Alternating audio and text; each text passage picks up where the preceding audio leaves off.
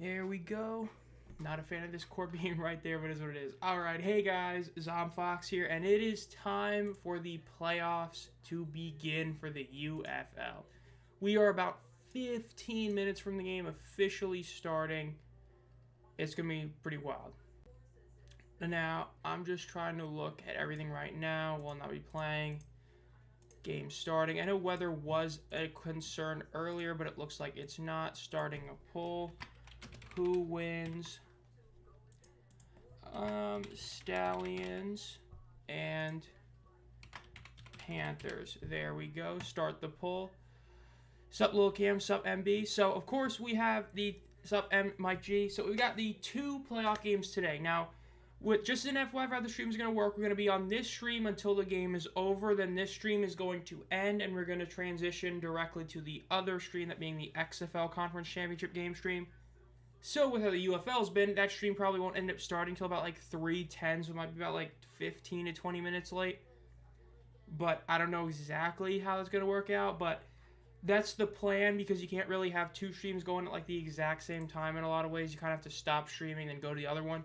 So once this game is over, we'll transition to the other stream. I will probably try and do a dual play-by-play without showing it on here. It's going to be a weird time, but we'll get to that in a few hours.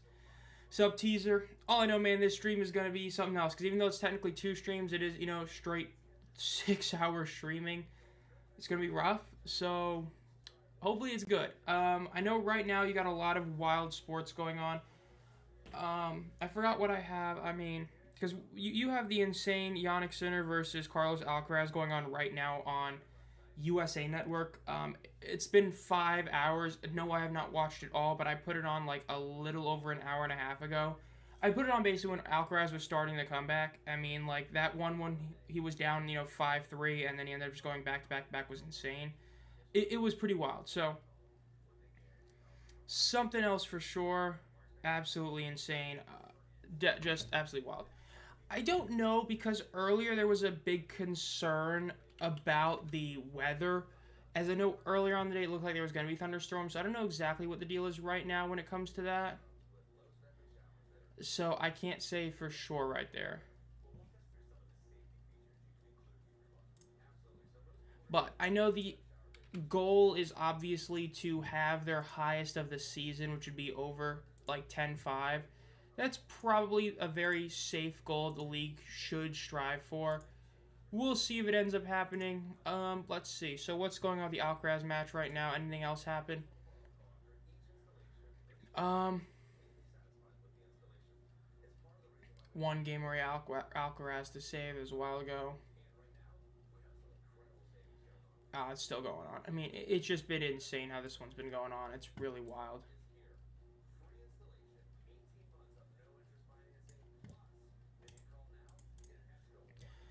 Sup J, sup G, man. I mean, it's wild. That tennis match going on is absolutely bonkers. I'm just trying to keep up with it somewhat while we're still waiting for the game to start. Remember, the USFL game is going to be on ABC at 3, and the XFL is at 6 on Fox. Again, for those joining, once this game ends, I'm going to transition to the other stream, so that other stream is going to end up being like a decent amount late. It ain't going to be no 4 or 5:45 like I said it was going to start. It's going to start later, but yeah. Still trying to keep up with the tennis match right now. Not having it on something, but just trying to keep up with it, because it's been wild. So Alcaraz did save that, so they're going to go to another set. That's absolutely wild tournament right now. Let's go Michigan Panthers. Let's go Michigan Panthers. Sucks that I can't watch the whole game because I have a flag football game. Well, I mean, hey, I know, sadly, you're not the only person. I know somebody else who's not going to be on the stream for at least this stream because of stuff they're doing. I mean, I hope that you at least get to see some decent, plays during this game. I don't know exactly how long you're going to be in it for, but hopefully it's, you get to watch a decent amount of the game. And hopefully have a good time at your flag football game. Score prediction is 32-0. Have my 2024 Michigan Panthers USFL Conference Championship t-shirt on, ready to go. Man, it's going to be a game. I mean, remember, this is a big deal because, of course, the Michigan Panthers are 0-7 against the Birmingham Stallions all time, if I remember that correctly. Yes, 0-2, 0-3, 0-2. Yep, they're 0-7 all time. And we'll see. It's time to walk these ponies to the glue factory. Yeah, I know most people are not looking forward to them winning. We'll see. Alcaraz got that first point. Let's see. I gotta keep tabs of this on Twitter. Game Freak is trending. What the hell did they do? Oh, okay. I see when they... Oh, so another game that's actually good. Okay, bro. So we're just joking. Saw Black Ops 7 is coming out. Literally do not care pretty much. But yeah. First to 10. Absolutely insane. Like, this match is literally going to be over 5.5 hours long, which is absolutely insane. I mean, it was supposed to be over, like, almost an hour and a half ago or something like that. I mean, it's just insane. Really is wild. Perkins playing that, yes, he was expected to start today. I remember looking at the depth chart. I know the depth chart isn't always fully correct, but the depth chart initially did show that it was going to be number 1, Speaks was going to be playing and starting, Javin White was going to be playing and starting, and Perkins was going to be playing and starting. I think Colburn was also on the depth chart.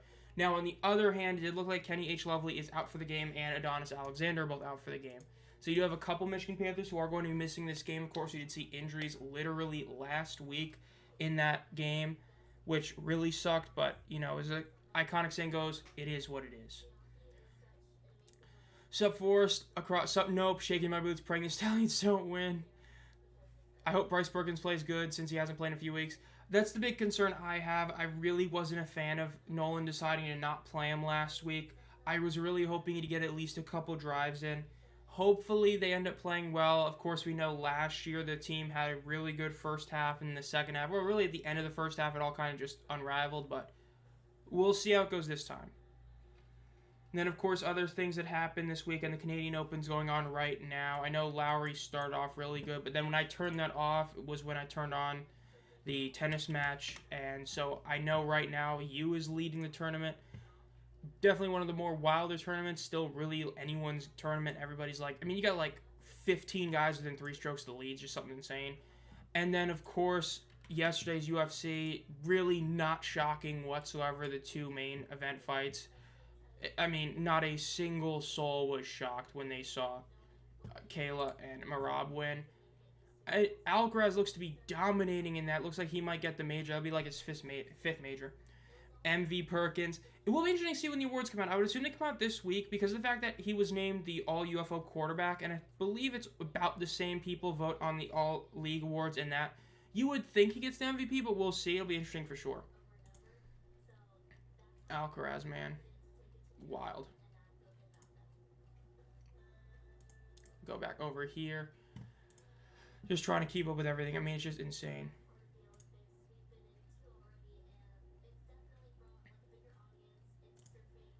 Trending. Alcaraz still number 1. Why am I not shocked? I'm honestly shocked it's not more trending. Go back there. Let's go Jamar Smith. I mean, hey, Jamar's been incredible since he's come back. It is really, really wild. I mean, the Jamar comeback has been real, and it's been crazy.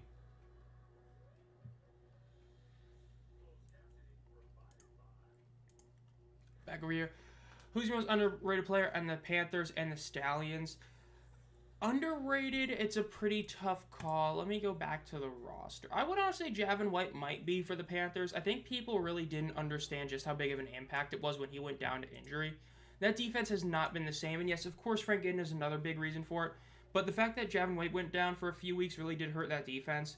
Because Speaks is one of those guys, we all know how good Breland Speaks is. But Javin White's one of those guys I don't think everybody fully realizes. As for the Stallions, it's a tough one because usually the answer would be CJ Marable, but he's definitely had a slightly down year this year compared to previous seasons. So it's kind of hard to say for the Birmingham Stallions, honestly. I'm just trying to look at some stats and see if there's somebody that I just kind of forget about a lot of times. I mean, Ane's been really solid this year, but I don't know if I'd say that. The Stallions is hard to pick because I feel like everybody who gives credit for the Stallions, it's like we all know the Stallions are just really damn good, you know what I mean? So it's a bit harder to say. Okay, so who just DM'd me? Okay, so did I just get a notification that was total BS? Like, what? You know what I mean? Apparently I did. I don't know what notification I got. Maybe the UFL pinged everybody. Yes, they did. So that's why the PFN Discord trumps them. But yeah. It's more important for the Battlehawks to make the chip game, but keeping the Stallions out is somewhat important too. I fully agree. I think most people do agree that, like, if you're not a fan of these 4 teams, you want it to be St. Louis versus Michigan for a wide variety of reasons. Number one, in terms of giving you a great game. You do know that if it's St. Louis versus either team, it's going to be a great game. But also because of the fact that if St. Louis makes the chip, it's going to have a massive crowd for the championship game. And you want Birmingham to make it so that you don't see, or you want Michigan to make it so Birmingham doesn't have a chance of winning their 4th straight championship games. That's definitely a big thing. No, Jamar, please sell the game. The secondary for the Panthers could be suspect if the Stallions take advantage of it. That's definitely the biggest concern because of the injuries that ended up happening to them. Seeing multiple of their back-end guys going down last week really did hurt them. We'll see exactly how it goes, but that's definitely the biggest question, is going to be how that back-end holds up with the injuries. There's only one. Okay, so we're showing him right here again. Live, so he's up 7-2. Looks like Alcaraz, barring a choke and a comeback by Sinner, is going to win his 5th career major, which is absolutely wild for how young he is, because he's like a year younger than Sinner, and he's already got like more major wins, and he's already gonna get ahead of him again. It's gonna be wild, but definitely a great rivalry. Golf, shame that you've got Scotty just dominating every tournament, but you know, we'll see. How we doing? I mean, man, I was literally watching 3 different sports today, pretty much. I started with the Canadian Open, then I turned on the Yannick versus Alcaraz match, and that match is still going on. It's almost 5.5 hours. Absolutely insane. And it looks like Alcaraz is going to win it, but just a wild one. And now we got this. The championship nobody wants is DC Birmingham. Like, I don't think really anyone that's not a DC or Birmingham fan actually wants that championship game. That'd definitely be the one I think most people don't want. Who you got in this one? I truly believe that whoever lost the Week 9 match would win this one, so that's why I picked Michigan. But it's one of those where, like, I've got that feeling that Michigan is going to lose because of special teams again. That somehow, someway, like, BT Potter's going to miss another kick that should have been viewed as, like, a gimme. Alcaraz is up 9-2, looks like he's going to win it. So I feel like that could happen. I feel like they might choke, because last year it looked like they had it and they kind of choked, right? They decided to kick a field goal instead of going for it in 4th down. That ended up completely backfiring on them. We'll see, though. What do we have a NASCAR race on today? Because I know that's another thing that could be going on today. Yes, we do. We have the Michigan race right now. So got that going on today. Just wild. Like, I think when people say there's not enough sports going on at this time, like once the NBA and NHL stop watching, it's like, no, there's still sports to watch. I think that argument for the UFL is, like, not true. There's so many sports to watch, like, throughout the entire year. I would honestly argue that, like, early NFL season is when it's kind of weak, but because you have a lot of things that aren't going on besides the NFL, but I don't know. I think we got a decent amount. Like, we're in the heart of golf season right now. You got the US Open coming up, like, next week. You've got, like, 4 more major tournaments back to back to back. You still got 2 more tennis opens or tennis majors. You got a lot of stuff going on still.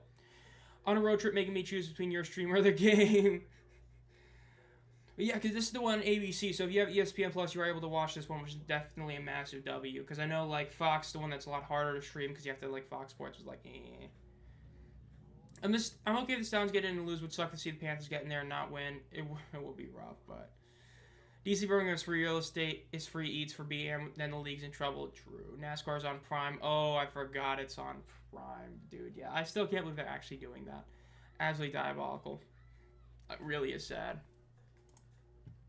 So Alcaraz did win. He pulled off the unbelievable comeback. He was down 2-0 in the sets, and he ended up coming back.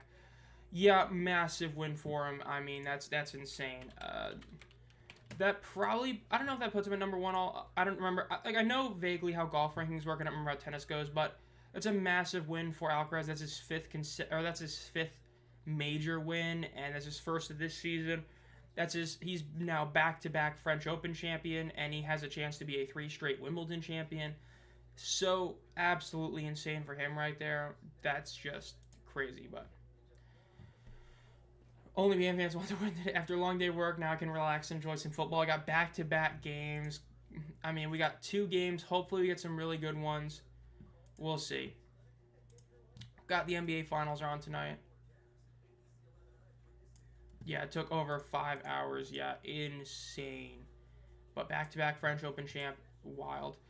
I mean, hey, we saw Scotty ended up being like back-to-back Jack Nicklaus champion. I know it's no Memorial, but it's the Jack Nicklaus. Yeah, if you got right after the U.S. Open, you have the Travelers, then you have the Rocket. Yeah, you've got just such a loaded. The Genesis, that was a great tournament last year. So yeah, game is finally coming on, so we can get this one. Panthers taking home the W. So we'll have this pull up for a bit. We'll end up taking it off probably after the first drive. So Birmingham did officially get the 1 seed. This wasn't just a, they got the 1 seed because of all the issues with the 4 field. They did actually get it. So we have that going for them. So we'll see if they can end up pulling this one off. Again, Michigan is 0-7 all-time against Birmingham. I know they like to say 0-5 because of the UFL. If you include the USFL, they are 0-7. They lost both times in the USFL when they were not in the same division. So it's a pretty big deal on that front. Of course, the winner of this game gets to go to the UFL Championship game in St. Louis to face either DC or St. Louis. Odds when I was making my championship video, Birmingham was like a slight favorite. I was very shocked at how close the spread was for the XFL game, but yeah. The Brahmas get the first pick in the UFL draft. They did not have a special thing. It was just San Antonio was just so much worse in terms of record, and just overall they ended up taking that, so they have that. Gives Cobb a better chance at the chip. Honestly, I think either way it'd be a great matchup for them. I do see where you're coming from, but I think with St. Louis, I think that it's going to be an equally tough game, whether it's Birmingham or Michigan, because both teams have certain areas where they are better than each other, which both hurt St. Louis. But I think it's going to be a great game. He's going to take home the W, go Michigan, go picking Michigan. I get nobody cares what I think, but DC versus Birmingham would be neat to see us come full circle from week 1. In that sense, it would. I just think that, like, most people this season just seemingly don't really care about DC as much right now, because we kind of know how, mainly because of the championship game, we all know that if DC makes it, the championship game is going to be, like, nowhere near what we hope it would be with St. Louis. But yeah, not going to be in the stream for that long, but as Bryce is starting, yes, he is supposed to be starting this game. He is healthy. He took off the IR and all that a little while ago, so that's, of course, a big deal. So he is going to be there. I hope it's Battlehawks versus Panthers. That'd be a great game. But, of course, on this one, we are on ABC. Joe Test is calling the game. The guy from WWE. So, yeah. San Antonio really was that close to 0-10. They really were. I mean, they were that Jordan Ta'amu potential touchdown at the end away from literally being 0-10, which, shocking we haven't seen that happen yet, but yeah. So, of course, the game is about to start. I'm guessing Michigan is favored to win it all. I actually don't know if they were the favorite to win it all, because I know heading into this game, Birmingham was actually the favorite. I'm using DraftKings right now. DraftKings, the current favorite to win it all is St. Louis, followed by Michigan, and Birmingham are tied. And they have Birmingham as a 1.5 point favorite in this one. Basically, they view it that St. Louis has as close to a free ticket to the championship game as any team in the league facing DC, whereas this is such a close game. So at the moment, they're co-second favorites. Yeah, I know for a while they were, but then after they were losing because, they're riding like a 2-game losing streak because of the whole thing with starting Danny Etling and Rocky Lombardi the past couple weeks. So that's kind of hurt their rating there. Dude, I don't need 16 messages. Yes, I know Carlos Alcaraz won. I watched that. I didn't watch it, but you know what I mean. I mean, man, it's just, we got a lot of sports stuff going on. I still think this is definitely one of the better times of the year for sports. No interest in seeing Birmingham. Yeah, I know you're not the only one. I know most of us here definitely are hoping that we see a new USFL team in the championship game. Seeing Birmingham make it for a 4th consecutive time would be rough. Michigan, you got to win this game. If you don't, then what is the problem? Yeah, if they lose this game, dude, it's just, I mean, they can't beat Birmingham. That's what it really comes down to. Heron Dolan, oh no. But yeah, this is going to be a wild day of streaming. A ton of hours streaming. Not going to have dinner until like 9:30 is what it is. Public is taking the over. Yeah, I think this is going to be a higher scoring game. I think the next game is going to be a lower scoring one. I got that feeling that even though, of course, we're seeing the starters play for DC versus St. Louis, just with how those teams play, I'm not seeing it. Bryce Perkins save us. True. Pack protected, but the crowd is still going to be... Yeah, I mean, the weather definitely wasn't as bad. I mean, like, people were saying it's going to be really bad earlier. Though, honestly, they may have been talking about I thought they were talking about this game, and it might have been the XFL game. No, it was this one, yeah. So they can't win the championship. I mean, hey, JMR won the championship once. I know he got hurt during the chip, but, I mean, he's gotten to a championship once, which is definitely what scares us. Bryce Perkins, if you can hear us, please save us. True. Interviewing Mike Nolan on the sideline right now. It'll be interesting. The crowd will be the crowd. It'll be one of the crowds of all time. Now they're interviewing Skip right now.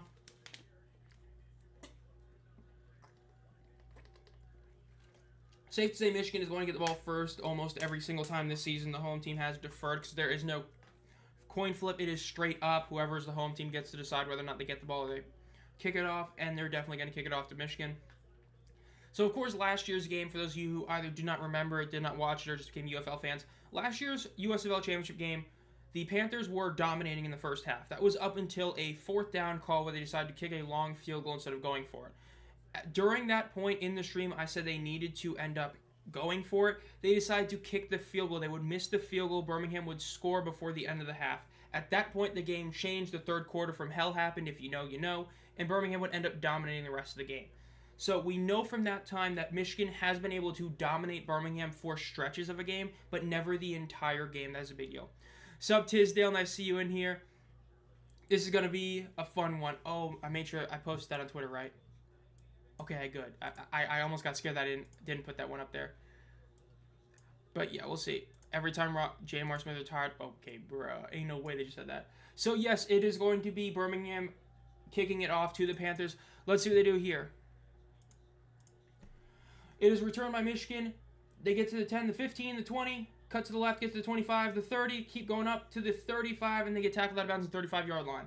So again, the Michigan Panthers return game has been a lot better the past couple weeks than the initial beginning. You've seen a decent amount of special teams player of the week award winners on the return side for Michigan. So it'll be interesting to see if we can continue to see that, because of course the week 2 matchup, the biggest reason why Birmingham ended up winning was terrible special teams play by pretty much everybody on Michigan. So we'll see. Panthers 42-2. Best day of football of the year. Definitely great to see this one right here. This should have been a 7 p.m. game. Yeah, I know I talked about it in Springing into Football with Diego, Ferris, and them. This game, they should have flipped the 2 games for sure. Ball is snapped. Perkins looks to his right. Quick little dump off to Toa, who gets about 5 yards on the ground down to about the 40-yard line. But yeah, the fact that you have a game in a dome in St. Louis, that game should have been played at this time slot, and this game should have been played at the 6 o'clock time slot. I guess that it may have been because of the basketball and all that, but the fact is they definitely should have been swapped. It would have been a lot better, but is what it is. Will be interesting to see exactly who plays for Michigan at the running back position behind Toa. Of course, you have 2 different running backs who really could in Nate McCreary as well as Matt Colburn, so we'll see. Perkins is in shotgun with Toa to his left in the backfield with him. Ball is snapped. They hand it off. It's a run up the middle. He gets about 1.5 yards. They might give him 2 yards with forward progress. So it's going to be about a 3rd and 3.5 right there. St. Louis in prime time was too much. Yeah. Hey, thank you, Tisdale. Massive W. I hope you guys know who Tisdale is. You know, I've talked about him on the channel a while. Of course, he did a massive card giveaway a long time on Twitter. Been one of the biggest DC Defenders fans on the whole X platform and even on, like, other platforms, obviously. Thank you for the donation. This is going to be a fun one. 6 straight hours of streaming. That's not going to be fun. Well, for you guys it will be. For me, not really, but it is what it is. They're in 5 wide. Perkins is in shotgun. Ball is snapped. Looks to the middle of the field. Looks to his left. Throws it to his left. It is going to be caught, but it is going to be short of the first down by Malik Turner. It looks like it's going to be about a 1/2 yard shy of the first down right there. Hate to see that. Just short, but it is what it is. So I can heart it, but I can't like it. Okay, so that's how I always forget how the thing works. But again, thank you, Tisdale, for the dono. I know you posted something out a stream earlier as well, but I hope you enjoy this game. Of course, I know you're rooting for the DC Defenders. I know most of us aren't, but hey, if they do win, at least you get a nice win. You know what I mean? Panthers will blow it out in the last 2 minutes. I want the Panthers to win. Now they're going to be punting this one. It is early in the game. I know I still stand by it. If you're within 1 yard, you go for it. So unironically, I would have gone for it here, but they're going to punt it. It is going to be punted, and it is going to be a decent punt. It gets a Michigan bounce. It bounces past the 15-yard line, and it gets down to about the 16. Again, I've always said if you're within 1 yard line, within the 1 yard line of getting a first down, I always say you should go for it because when you only need 1 yard, that's football at its core. Just go for it. But is what it is. I didn't see yours until just now. Yeah, I love it. I mean, hey, this is... I mean, we're also doing the XFL game after this, Chris. I mean, it's going to be wild. I'm going to transition to the other stream. Like, I have 2 streams set up. This is the USFL one. Once this game ends, snap of the fingers, I'm switching to the other one. So I'm literally going to be streaming for like 6 straight hours. 1st and 10. Ball is snapped. They fake the handoff. Jamar drops back. He throws a deep pass to the left. And it is too high of a throw. It would have been an incredible one, but there is a flag. This could be DPI or defensive holding. Let's see. Yep, holding on the defense. Thank you, Chris. Just saw that. Going to repost that right there on Twitter. I'll go back over here, put that up there. Again, still love that Fox finally fixed this, but yeah. What's for lunch? You got to eat streaming for that long. I might get something for dinner because, I mean, I had lunch I should have had late lunch, but I had lunch 3 hours ago. In between streams, fouls were offset, so no flag. It's going to be offset. So I might get something to eat, but we'll see. I might get something pretty small to have in between the two streams. I don't know yet. It depends how hungry I get. I know I'm going to have to get more drinks. I only brought 3 drinks in here, and that's usually how many I take for one stream, but we'll see. Sorry in advance with the DC elimination. We'll see early. Ball is snapped. It's a quick pass to the right, but it's incomplete. It looks like a bit of miscommunication from Person and Jamar. Jamar threw it a bit too forward. Just not a great one, but again, it's only second down because of the fact that you did have offsetting penalties at first down. I could slam a Firehouse subs right now. Bruh. We'll see. This is actually L turnout. Yeah, the weather initially was something, but it's been pretty good for a while, so I ain't an excuse at this point. But we'll see how it ends up going. 2nd and 10 for the Michigan Panthers. Or for the Birmingham Stallions, my apologies. Ball is snapped. They hand it off to the left. It is going to be about a 5-yard gain. He gets the first down. Great run by Person. There is a flag. Let's see what this flag is because it was thrown by the back judge. But at least at that moment, it was a first down for the Stallions. I can't play the stream and game at the same time, bro. I know I've had issues with ESPN Plus on my phone where it'll just crash randomly. It's why I always, whenever I'm watching ESPN Plus now, I always have it on. I split my monitor into 2 to do that, which is why it's so weird for that. They're going to call holding on Deon Kane. So instead of a first down, it's going to be a 10-yard penalty against Birmingham. So they're going to lose 10 yards here. Definitely a big break for Michigan right there. Instead of allowing a first down, you end up actually getting 10 yards essentially. Massive for them. Again, we'll keep the poll up for who wins until after this Birmingham drive. Again, it was just kind of too quick or less than 5 minutes into the game, and then we'll close that one. So vote on that if you haven't already. And Jamar, of course, that they're going to mention about 8 times during the broadcast, was working for Dunkin' Donuts earlier this year. Then he joined the team as QB5, and now he's been the starter in the playoffs, and he's literally been the best quarterback on a statistical standpoint since he's joined the league, which is absolutely wild. Motion the running back to the right. Jamar drops back to pass, looks to the middle of the field, throws it while getting pressured. It's going to be caught, but it's only going to be about a 4-yard gain for the Birmingham Stallions right there. So it's going to be about a 3rd and 16 right there for the for the Birmingham Stallions offense. Quiznos was the best, but they have disappeared. DC has better turnout in the rain. I mean, that was a really good play right there because, again, as mentioned earlier, the biggest question mark for the Panthers is that both Adonis Alexander and Kenny H. Lovely are going to be out for this game. I do believe Lovely was ruled out. So you have a couple of DBs out for them, though they did get back Javin White, which is a huge gain for him. It's definitely one of those things where their front 7 got better, but their back 4 got worse. Pass is thrown to the left by Jamar. It's going to be caught for a first down by none other than Deon Kane, who, spoiler alert, is going to be my #1 receiver on the season. I don't know. I'm probably not going to do top 10 receivers, but when I do my top 10 players of the year, he is going to be the highest ranked receiver. He has clearly been the best receiver in the league this year. Just absolutely incredible. Great play by him. So we'll keep the poll up for a bit. Once it hits 10 minutes, I am going to take the poll off. So I've got 2 more plays before I take the poll off. So again, vote on who you think wins this game if you haven't already. Ball is snapped. They run it. Jamar cuts to the right. He gains about 4-ish yards. A decent play for Jamar. Gets some yards on first down. Of course, after those couple of penalties, you love just seeing some basic gains, some yardage. Nice for them. Or 3 hours of football. Dunks doesn't do a background check. 2nd and 5. They gave him a decent spot there. I thought they were only giving him 4 yards, but that's a decent spot for him. 5-yard gain. In shotgun, Person is to Jamar's left in the backfield with him. No receivers close to the offensive line, but they've got 2 on each side. Ball snap. They hand it off. It is going to be a run to the left, and the Panthers defense stops him about a yard shy of the line of scrimmage. Massive. So we're going to end the poll right there. So most people have ended up picking the Panthers to win this one. Over was only 2.5 receivers. Wow, that's actually wild. Yeah, that's an insane bet right there. Thunder by 20 tonight, easy money.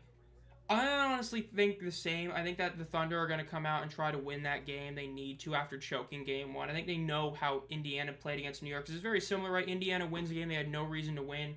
And then, they just kind of curb stomp the next couple of games. Well, not couple, but you know what I mean. I agree. I think OKC probably wins tonight. Pass is thrown to the left. It is going to be incomplete. Was a deep throw to person, but wasn't got. Though it was, by 20, though. Okay, by 20, I don't know about that. I think by 10 is more. By 20 is bold, but I wouldn't be shocked. That's how I would say that. But yeah, Deion Kane's receptions total being 2.5 is insane. JMR putting donuts in the box. Bro, you've heard of put the fries in the bag, put the donuts in the box. I can go for some donuts. Dude, it's been a minute since I've had Dunkin' Donuts, not going to lie. Hands of steel. So it's going to be another punt, so back-to-back punts for both teams. In a low-scoring game, in terms of who I think has the advantage, I will say that's a very tough call. Because of how both these teams are built, I honestly think a low-scoring game kind of favors Michigan to an extent. Because of the fact they now have that Toa Bryce Perkins duo, I think that's going to help them out. The return is to the left, to the 30-yard line, to the 35, the 40, 50. It's going to be a deep return to the 40. Ooh, he gets down just at the 40-yard line. Massive return for the Michigan Panthers. That's what I was talking about earlier. The biggest thing with the Panthers is that while their special teams punting and kicking hasn't been all great this year, the return game has gotten a lot better since that initial first 4 weeks screw up. That was a massive return right there. About a 50-plus yard return for the Panthers. They're going to be getting the ball in Birmingham territory, almost in field goal range, though obviously they have a weaker kicker, so we'll see. Sub Jared, new sub, how are you? I'm doing pretty good, man. I mean, watched about an hour and a half worth of the Alcaraz-Yannick Sinner match. Insane. Alcaraz ended up pulling off the W.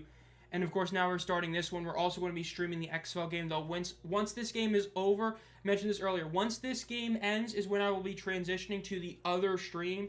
So you'll have to go click on the other stream for the XFL Championship game. I know I initially said the game's going to start, or that stream's going to start at 5:45. It's probably going to start closer to about 6:15-ish, depending on how long this game goes. Sup, Steven? Nice to see you here.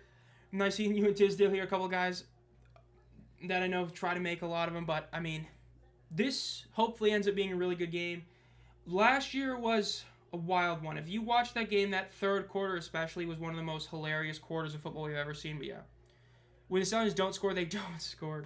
True. You should want DC to win. You smacked us. I really do want to see the Dome be packed. I just would hate to see it be like last year where, St. Louis loses in the first round and then they go to the championship game and it's just so much smaller than what the announced one is. I really hope they make it. And especially because I just want a good championship game. I'm viewing it as if I were to be at the game because I'm not going to be at it this year. I've talked about that before, but when I was there last year, it was rough seeing a 25-0 curb stomping. And I feel like Michigan versus St. Louis or even Birmingham versus St. Louis is going to be an awesome game. Big Detroit sports fan, by the way. I mean, hey, Detroit's been looking on the up and up. I mean, the Red Wings have been getting better and better. It's been a lot slower than I think a lot of people thought the build was going to be, but it's been still going. The Pistons, of course, made the playoffs finally with Cade. Lions, it's weird. Honestly, I feel like the future for the Lions might be the worst of those three teams, which is really weird to say, but it kind of feels like they're at their peak last year, but we'll see exactly how much healthier the defense gets. I'm very concerned about their defense. Without Aaron Glenn, the offense I think will still be really solid, but it'll be interesting to see. But again, I think that the Red Wings and the Pistons definitely have some good futures, but we'll see. I hope one of the new teams next year is the Breakers. I still hope the expansion comes. I know that there's been UFL News Hub has put out an article that got some traction. I know it's one of those things how exactly true it is. We'll see next week. I think we'll pretty much know about expansion, whether or not it is going to happen officially or not during the championship game, but that's for another week. If DC wins, I'm going. Got 5 ticks in a hotel room. Not nice. I know I should have thought about Michigan, but it just came down to the fact it was I've been to St. Louis literally twice in my life already, and it's kind of hard to go there again and just fight for one game. Especially because, it's like a 13-hour drive, or I got to buy a plane ticket. Honestly, if the game... I know I mentioned it earlier. If the game was earlier, I would have gone. I would have just bought a plane ticket to and from the same day. But the fact that I also got to buy a hotel night, I was like, nah, I'm good. So that's pretty much the main reason I'm not going. Come on, Bryce, start cooking. Nice return. Been a Detroit sports fan since 2012. Man, that's... I'm only saying that's rough because that means you just missed out on the Red Wings when they were truly great with that Zetterberg, Pavel Datsyuk, Nicholas Lidstrom team. Pistons, you missed out on that great Pistons team that made the championship twice, won it once with Big Ben, and then what was it? Chauncey Billups was on that team. A couple other guys, absolutely great.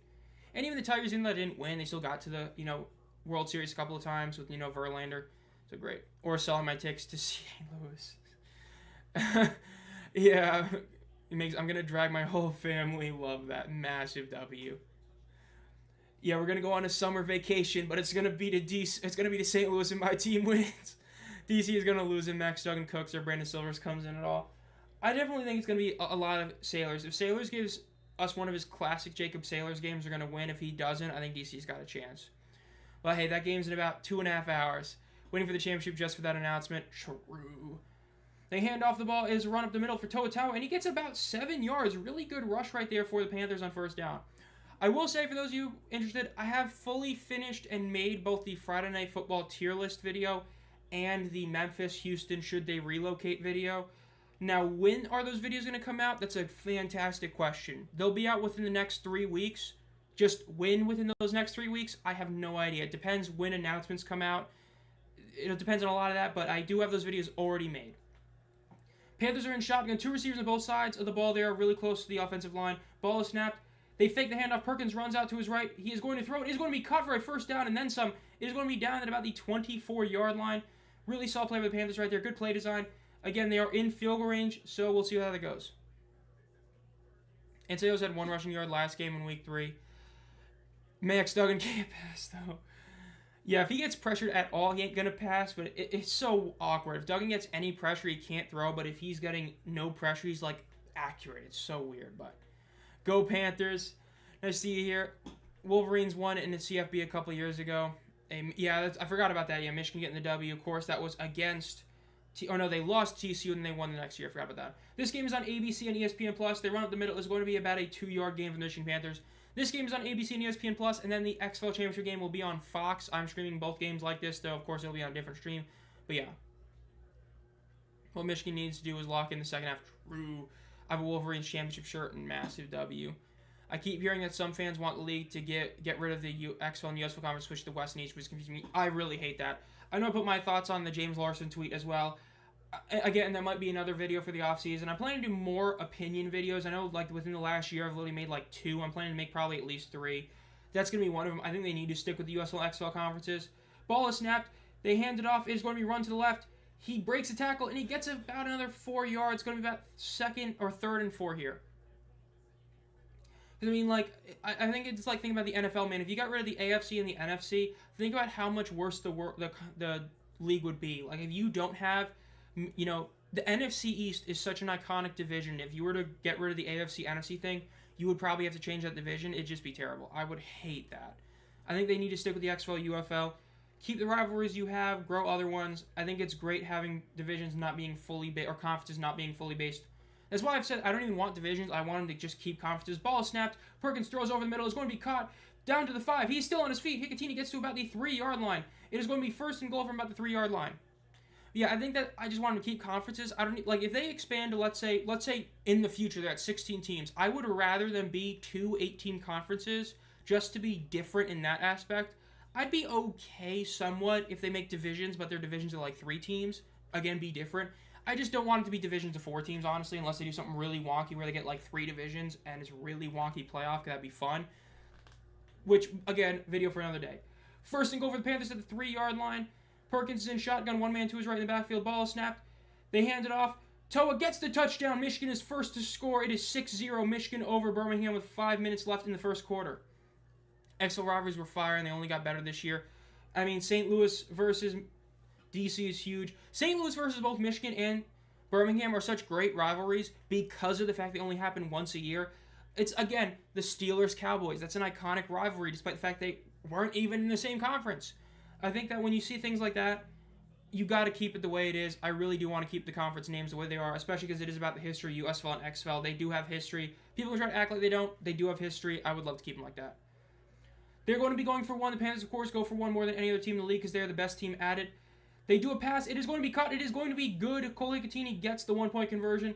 Again, Michigan is the only team that really can justify going for 1 because of the fact that Michigan is really solid at going for 1. With how their team is constructed, they can actually convert these at about a 70 completion percentage or success rate, whereas most other teams are roughly like under 40%, which is why this is pretty much the only team where they should actually be going for 1 instead of 2 just because of how successful they are at it. Would you want 16 teams or 21? I would want it to be some sort of even number, like a 12, 16, 14 kind of thing. Again, I like the idea of keeping it conference-based, so that's why I would want to do that one. Nice play action. Facts. Honestly, great play right there. In the end zone, let's go Panthers. Perkins is so good. It is great having that duo. Again, bringing Toa back and then what he's done since he was healthy has been great. Of course, even if he, let's say, gets hurt, yes, they're not the same power back, but the fact you still have Nate McCree and Matt Colburn behind him is absolutely diabolical. Just an insane running backfield to have, especially in a season where so many teams did not have a great ground game. Absolutely beautiful. But yeah, back to the two videos I was mentioning earlier. I don't know exactly when they're going to come out because it all depends. Like, obviously, the week review video is going to come out on Tuesday. But it depends what comes out. I might have one of them come out this week. It just depends when awards come out and other things because we're at this kind of point in the year. Because I am planning that once we're past like the first week of the season or off season that I'm going to be going to the full 2 videos every single week, like probably on like 2 specific days. But I don't know. So I've got those 2 videos ready. Again, the Friday Night Football tier list video fully done, fully made. I haven't uploaded yet, but it's fully made. And the Should Memphis and Houston Relocate video. Both are fully made, fully done. It's just a matter of when am I going to post them. Will it be this week? Will it be next week? Week after? I don't know. But they are done, which is definitely nice. Oh yeah, Let's Hunt, Mavs touchdown for them for sure. Would it be successful? Would it be successful? St. Louis make the championship? St. Louis making the championship would be huge. We saw last year that, the announced number was 27,000 tickets sold, and in-person attendance was less than 15K because of that, so definitely would want St. Louis to make it just for that reason. If you're trying to say, would it be successful, that's the main reason why a lot of, I guess we'll say unbiased fans that aren't, DC, St. Louis, Michigan, or Birmingham want them to make it. It's just for that reason. Stallions look sluggish. They need some oats. I mean, it is kind of true what someone mentioned earlier. I mean, it really is weird how the team is just, they literally either have these great drives or it's just like immediate 3 and out. But we'll see. I mean, you're almost guaranteed with Deion Kane on your roster. He's a lot like Marcus Sims was for the, past 2 years for Michigan, where it's like every game he's going to get you that one deep bomb. So be on the lookout for that. I have to wonder how they build the schedule next season. They move to 5-team conferences. I think they move to 5-team conferences. You can still keep it 10 games. You can just change it to be kind of like the NFL, right? You play each one of your conference rivals twice. That's 8 games during the season. Then your other 2 games would be just 2 random teams in the other conference. I think it's something you could totally do. I know it might be a bit weird, but yeah. I mean, like I said, I think the longest the season can be is 13 total weeks. I think that July 4th weekend is as late of this during the year you can realistically have a season go. That's the one thing that the USFL did get right. That's the absolute latest because that still allows for players to go to the NFL and have stuff, and it's not hitting the true awful summer months of like mid to late July, which is just awful. But yeah, Stallions can stay down for all I care. Definitely rooting for Panthers and former Niners head coach, rolling with Nolan. I still hate the fact that he hasn't come out. If he makes the championship game, I want him to come out fully dripped with that dark maroon suit. If you know what he did with the Niners, that'd be awesome. Just come out with full suit and tie. That would be beautiful. That would be cinematic right there. Jamar getting that last second touchdown. Best haircut. Remember, he won the best hair for the Stallions that one time.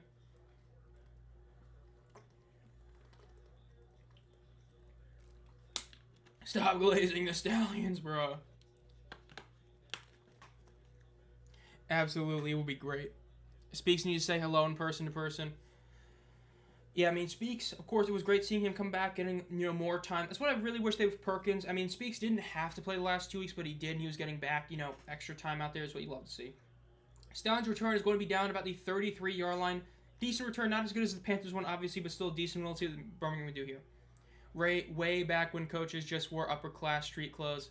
It is true, man. Coaches drip in, like, pre-2010, man. It was something else. And then it just, got to what it is now where they're all wearing basic sweatshirts, and it's just, it ain't fun.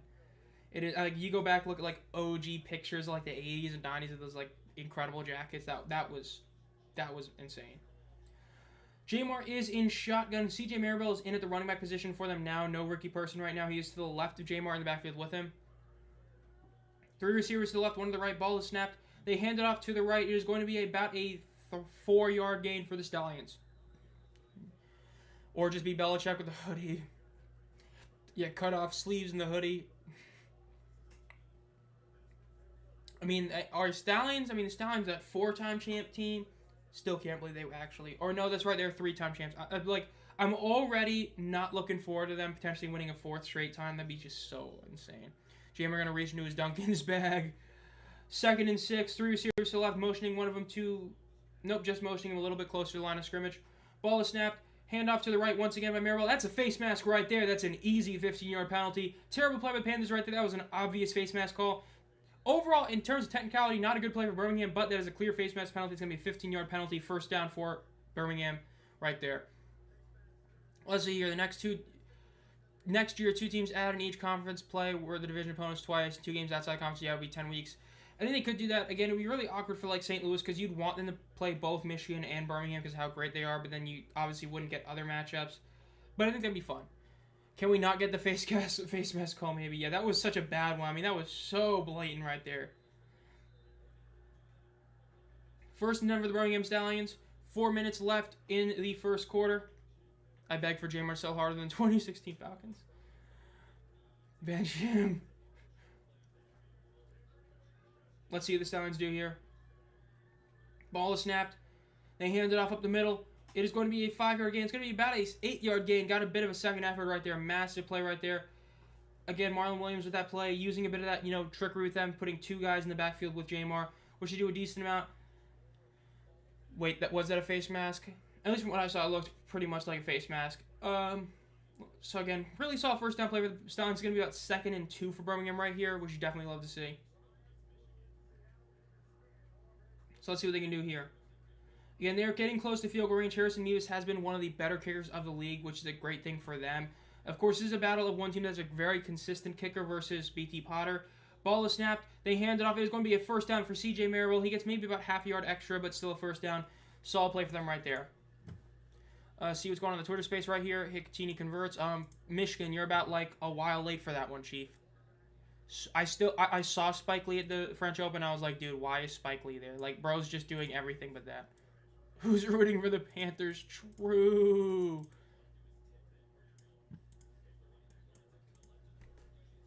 Make him fumble. First and 10, under 3 minutes left. Again, they got Marlon Williams and CJ Maribel in the backfield. Maribel is to the left. Williams is to the right. Ball is snapped. They hand the ball off to Williams again, who cuts to the left. He's still cutting to the left. Speaks is chasing him, and he gets tackled. It's going to be about a 2-yard loss. They might only have him lose 1 yard, but it's still going to be at least a 1, maybe a 2-yard loss for Birmingham right there on that first down play. 2.5 minutes left on the first quarter. Hopefully, Jamar's clutch gene is like BT Potters. You only have to grab the face mask to get the call if it's on the show. Oh, it's QB. Now, of course, another big talking point. Oh, we'll get to that once we get to a little breakage here. We'll talk about a big talking point from these 2 games. 2 minutes left in the first quarter. Birmingham is in shotgun. 3 receivers to the right, motioning Maribel to the right side of Jamar. 1 receiver to the left. Ball is snapped. Looks to the right side of the field. Looks to the left. Going through the deep ball. It is going to be caught by Deion Kane, but is he out of bounds? It looks like he was out of bounds. He was falling out, so it's going to be an incomplete pass. That would have been a great catch, but he definitely was out of bounds. Maybe they show a replay. It's insane, but at least on first viewing, it did look like it was out of bounds. Under 2 minutes left in the first quarter. Let's see what they can pull off. I don't know. Yeah, I know the face mask something else, but 3rd and 10 here, 1 minute and 40 seconds left. Out of bounds. We love to see it. Let's see what they can do here. Again, they only need about 5 yards to get into really solid field goal range. They already are kind of in field goal range with Harrison Mevis. He is a longer kicker. Ball is snapped, looks to the middle field, looks to the right, throws a deep bomb. He's going for the end zone here. It is incomplete. He was not able to catch up to the ball. That would have been an insane, easy touchdown, but it was just, I don't know, that's one of those where was Jamar throwing too far or was the receiver not getting there soon enough? Let's see the replay here. Let's see where number 3 goes. Yeah, Jamar just threw a bit too far of a pass right there. Even if he took a little bit of a better cut, he still wouldn't have made it to that one. Again, that's definitely, it's still very early in the game, but that was definitely one that you want to have back of your Jamar. I mean, he completely burnt his man, but wasn't able to get the ball because it was too far of a pass right there. I think he might be, considering the fact that he was like kind of a game-time decision. I do think Adonis has a shot at being back in the championship game. They're kicking a 56-yarder. It is up, and it is going to the right. It drifts. It is no good. Harrison Mevis misses the kick. Again, that's what I was talking about. Yes, he is a long-distance kicker, but when you're in that situation, you always want to make it easier on your kicker. They should have done a decent play if they, gained about 5 yards. Would have made it a much easier kick for him. And instead he missed it. That definitely hurts. So it is still 7-0 Michigan over Birmingham. Though, again, remember, this is important to remember, whether you're a Birmingham or whether you're a Michigan fan. Last year, Michigan was dominating Birmingham up until about the 2-minute warning. Then they made one mistake, and Birmingham just came back and won it like that. That's a big deal. I can't believe they they don't have a conference championship graphic on the score somewhere. Yeah, I mean, they just have the little one in the bottom right, which just says USFL Conference Championship, which is definitely kind of lame. They only show it, like, in between. Definitely would have loved to see more than that for sure. 1st and 10 for Michigan. They're motioning Turner from the left to the right. Ball is snapped. They fake the handoff. Perkins looks to the middle of the field. Rolling out to his right. He's getting pressured. He's still getting pressured. Dodges the tackle. Throws it. Is it out of bounds throw? Yes, it is. Out of bounds throw. Solid throw by Perkins. Aaron's going to ruin this game. So one big talking point, of course, the UFL this season with how Super Challenge stuff has worked, a lot of games are supposed to be over within 3 hours barring overtime, but we've seen many times where games will still have no overtime and will end up being anywhere from 10 to 20 minutes longer than scheduled. So a big talking point is whether or not this game will end by 6 o'clock. Ball is snapped. Oh no, they're showing the failed touchdown play. But that is a big talking point. Perkins is in shotgun. Most of the receivers to the right. Ball is snapped. Fake the handoff. Quick throw is going to be caught at the 50-yard line.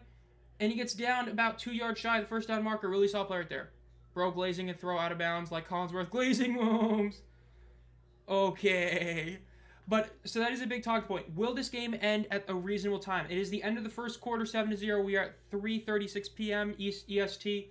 So again, that's a big talking point. If you're a UFL fan, you want this game to be over in under 3 hours. You want to be able to quickly transition from this one to the XFL game like that. And of course, again, for those of you who joined recently, I will be also streaming the XFL Conference Championship game, but it will be on a different stream on the same channel, obviously. But once this game is over, I will quickly end this stream and set up the other one. So basically, within like 5 minutes of me ending this stream, the other one will be up. But of course, we're all hoping that this game does not end up going that much farther than the XFL Championship game start time, but we'll see. I gotta pray again for the Stallions' downfall. 2 notifications. Okay, 2 likes go up on here. Mevis couldn't hit the field goal. McNeil on the 10th pitch. Okay. Go back there.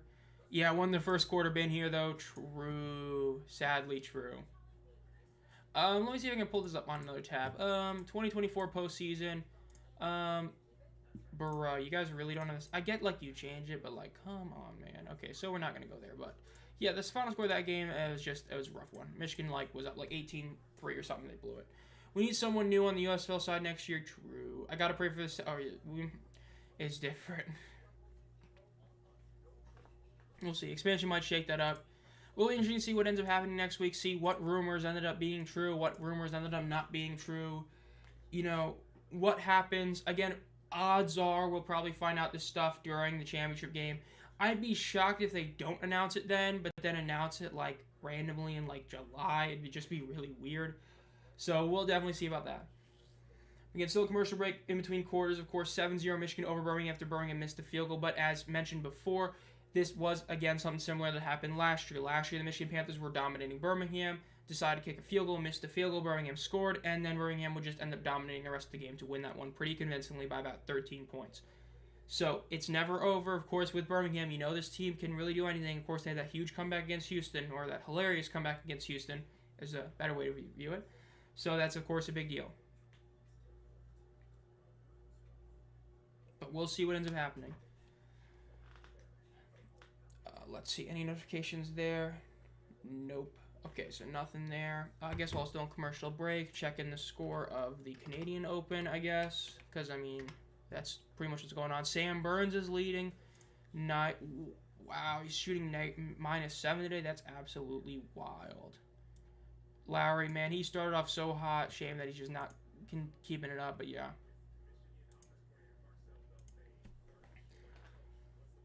Talking about Marcel Belfoy right now in the booth. It's a shame we don't got the Odd Show Jaron Horton experience anymore. That was a classic that we saw in a lot of those ESPN games with the showboats. That was always a good time. Anything near? Nope. Okay.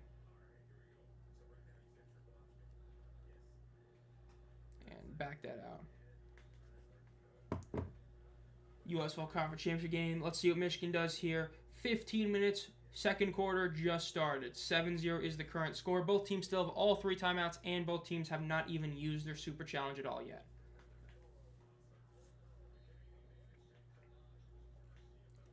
Perkins is going to be in shotgun. They basically never want to play under center. The coordinator on his phone. Perkins in shotgun, one man directly behind him in the backfield. 3 receivers to the right and 1 to the left. Motioning, 1 more to the right. Nope, cutting back to the left.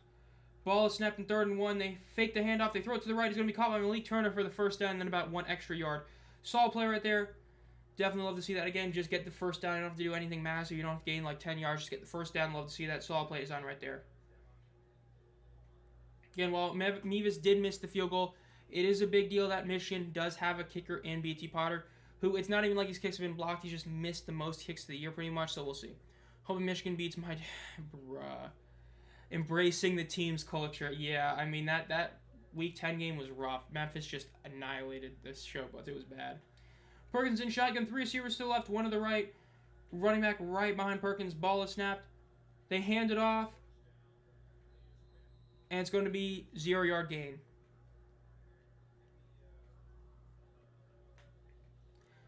Technically, we're better against Birmingham all time. Okay. So me just saying stuff now. 2nd and 10 for the Panthers. Let's see what they do here. 14 minutes left in the second quarter. They're in shotgun once again. Perkins is by himself in the backfield. 3 receivers to his left, 2 to his right. Let's see what they do here. Ball is snapped, looks to the middle of the field, throws it, is going to be caught for a first down and about 4 extra yards. Again, Cole Higginson, man, he's having a really solid game so far. There is a flag, could be holding, we'll see. The Stallions and the LFA have something in common. Their old QB came back from retirement, team ends up winning again.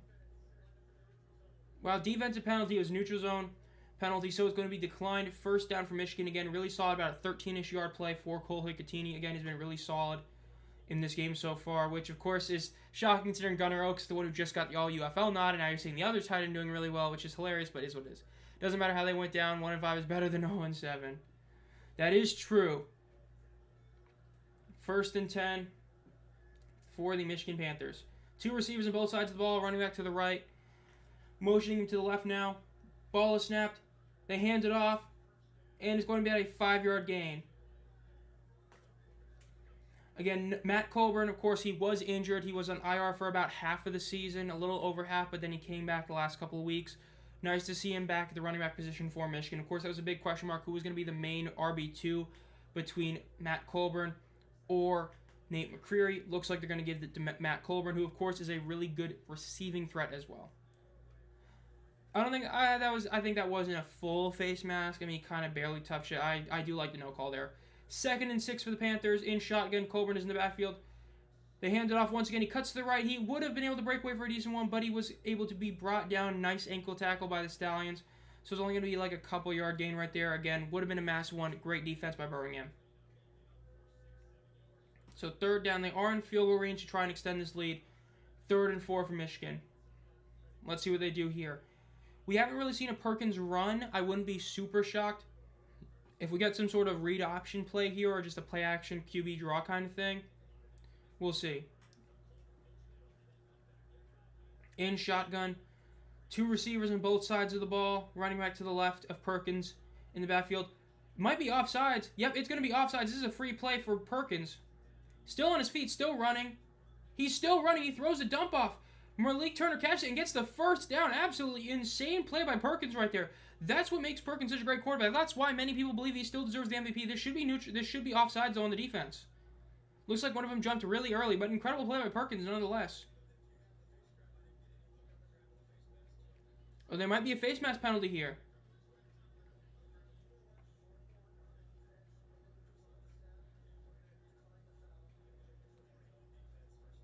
Yep, looks like it was that. Offsides on the defense. Penalty is going to be declined. First down for Michigan. Again, that was a pretty clear cut when he tried to jump the snap. And yeah, Perkins, I mean, absolutely wild play. Perkins with the insane play. Hopefully we see Perkins trending again. We know he trended earlier this year. Of course, he had an insane game earlier. Would love to see that happen again, but we'll see. Some team in the NFL is picking this guy up this season. I would be shocked if somebody doesn't. I mean, what he's shown this year is just insane. The only concern is the injury and the health of him. But yeah, only run Perkins if you have to. Player of the year, that was definitely insane. Especially one that ended up being a free play anyway. Love to see it. 1st and 10 for the Panthers. In shotgun, 2 receivers to the right, 2 to the left. Ball is snapped. They hand it off. Runs up the middle. They get about 6 yards on the play. Really solid play right there for the Panthers. Toa. Nice run right there. Let's see. Not trending yet. But hopefully he does. Would love to see it.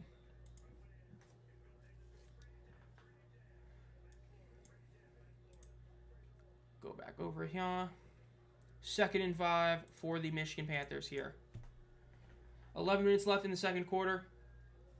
In shotgun, 1 receiver far out to the left. 1 more.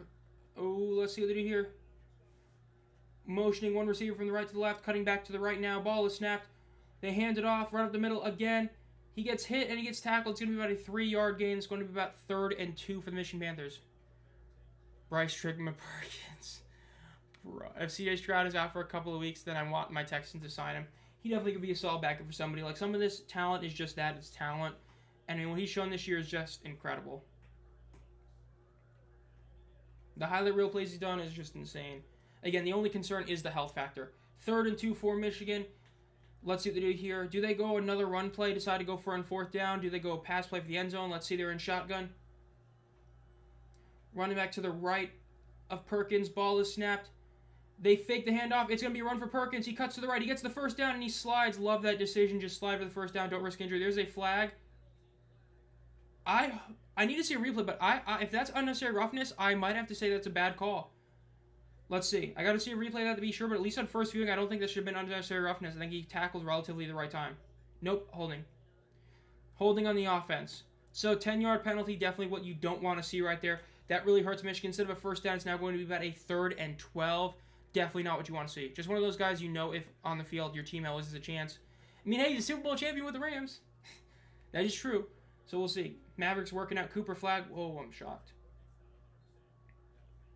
I am glad I didn't call it unnecessary roughness. In the NFL, that probably would have been if that was to Mahomes, that would have been a probably 3-game suspension. 3rd and 12 for Michigan. Let's see what they do here. Do you just do a play to gain some yards? Do you go for the end zone? Do you go for the 1st down? Let's see. They got Matt Colburn back in the game, so think about being a potential screen pass to him. Ball is snapped. Looks to the left side of the field. Looks to the middle of the field. Throws it. It's going to be caught in the middle of the field. Gets to the 15, the 10. 1st down. And he gets tackled out of bounds about the 2-yard line. Massive for Michigan right there. They get the 1st down and then some.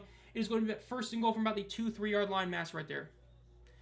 No, the UFL is still questioning exactly whether or not expansion is fully happening. We've seen conflicting reports literally all year. Bottom line is, if there is expansion this year, it's only going to be 2 teams added. It's going to be up to 10 teams. That's basically what it is. We don't know fully. Again, we've had conflicting reports saying it's fully confirmed. Some saying it's not happening.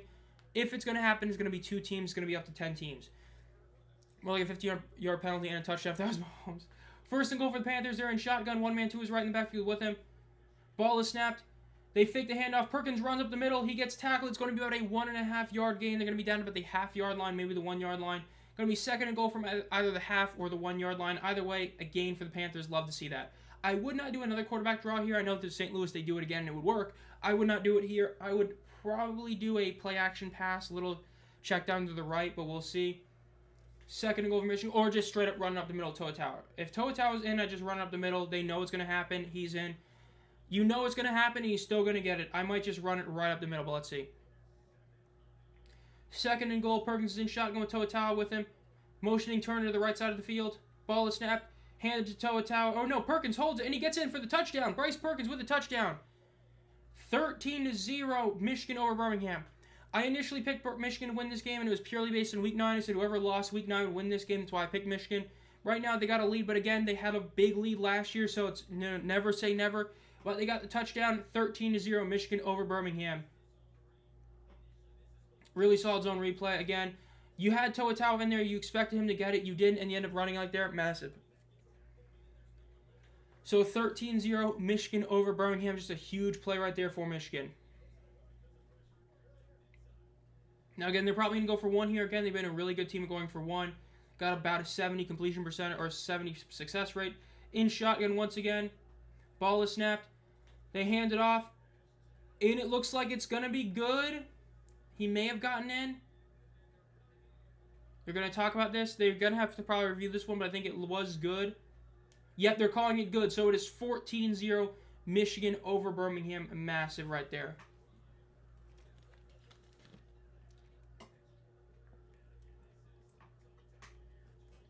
It is true they did not have Perkins last year in the playoff game. Of course, it was Danny playing because of the fact that Perkins got hurt in Week 10. So that is definitely a good point. But early lead so far for Michigan, massive for them right now. Has to keep going. Don't lift off the gas for sure. Last time, again, if they're in a field goal position, especially with how the quarterback or the kicker is right now, I think you really need to, if you're them, you really need to understand that in certain scenarios, you have to just go for it. You can't just kick the ball. But we'll see. Devin Booker got extended. Why? I'm only saying that because that team is like cooked, but it is what it is. Trending. No Bryce Perkins so far. Sad. Hopefully he keeps us up. I know there's like the Nations League final going on right now or something like this, yeah. If they win, we don't know yet. The UFL Championship game is going to be on next. But I do believe that the odds are is it's going to be St. Louis. I think that we'd all be kind of shocked if it's not St. Louis. I'll turn my fan up. You're probably going to hear my fan more, but it's like hot in here. Odds are, though, it's going to be Michigan versus St. Louis. If Michigan were to win this game, I think that St. Louis, either whether it be a matchup standpoint, whether it be just a favorite standpoint, whether it be no matter what, I think St. Louis probably wins the game later. But, of course, that's, later day in a few hours. Well, I say a few hours and should be 2 hours, but we'll see. Get BM Minnesota. This ish is over. Yeah, definitely. Birmingham needs to wake up. I mean, that bad field goal miss definitely hurts, but we'll see. Michigan is playing the running game like it's rugby, strong legs on Tua. It is great seeing Toa Taua and what he's been able to do with his Bryce Perkins. I mean, absolutely huge right there. Might need to go get that Firehouse subs now. Bruh. I'm taking off, just watch the game and to just watch the game. Said see you in the XFL chip. See you, may definitely ashamed the phone being an L, but we'll see. I mean, it'll be fun. I mean, hopefully this game ends up being good. We'll see. See you in the next stream, G-Man, or later if you end up joining back. What's the spread in the DC St. Louis game? I believe it's now -3 St. Louis. It was closer, but now it's like -3. Panthers up 2 scores. Now they got to focus on controlling that clock. I would honestly say no. I think they need to just keep going. And that's because of last year. Last year, they basically put their foot on the, off the gas, and they decided to try and kick it. Right? They kicked it on a really short 4th down. They decided to kick a field goal, and it missed. I think they understand that they need to just score. Like, they need to just make this as tough a comeback for Birmingham. Kind of force Birmingham to use clock, but yeah. Last year, there was a trophy celebration for both both conferences because they're basically using the old conference championship or the old trophies as the conference championship trophies. So there still should be a trophy presentation, though. For this game, we probably won't, in this stream, won't see it because we're going to go straight to the other game. But there will be a trophy presentation for those of you watching the game. Wow, DC's a 1.5. I'm kind of shocked at that. Yeah, I think, DraftKings, wow, it's moved to 1.5. That's wild. Michigan is currently a 7.5 points favorite. That's wild. They've been sitting their narrative all week. They won't want Michigan in the championship game. It's not fair. It's not our problem. Can't beat us. Hey, I mean, Birmingham pulled it off last year. That's what's definitely scary right there. Yeah, I don't get it because I saw that Reddit article from UFL News Hub and what they were saying, I didn't even see in the article. It's Memphis is going to be a weird one. I mean, I'll talk about it in my video whether or not I think they should move or not. But yeah, if Smith isn't going to buy the team or put huge financial, huge amounts of money into it, I'd move it. Tisdale is right, Adrian. It is on the ABC or ESPN Plus or other streaming networks. So you can watch it on those networks right there. The US or the XFL Conference Championship game will be on Fox at 6 o'clock EST. Michigan is kicking off the ball.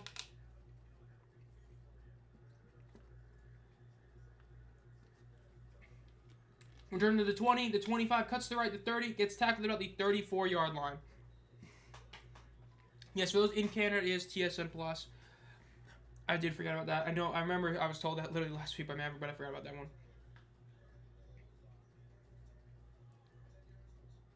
There is a flag on the return. holding on the receiving team, so they're going to get the ball about the 24-ish yard line.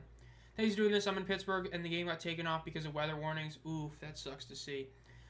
Hey, thank you for joining this one. I mean, it's always a fun time doing these streams. We did, like, literally 2 of them every single week this year. Then one of them we had to cut one of them short because of issues with Wi-Fi stuff, but got it all fixed out.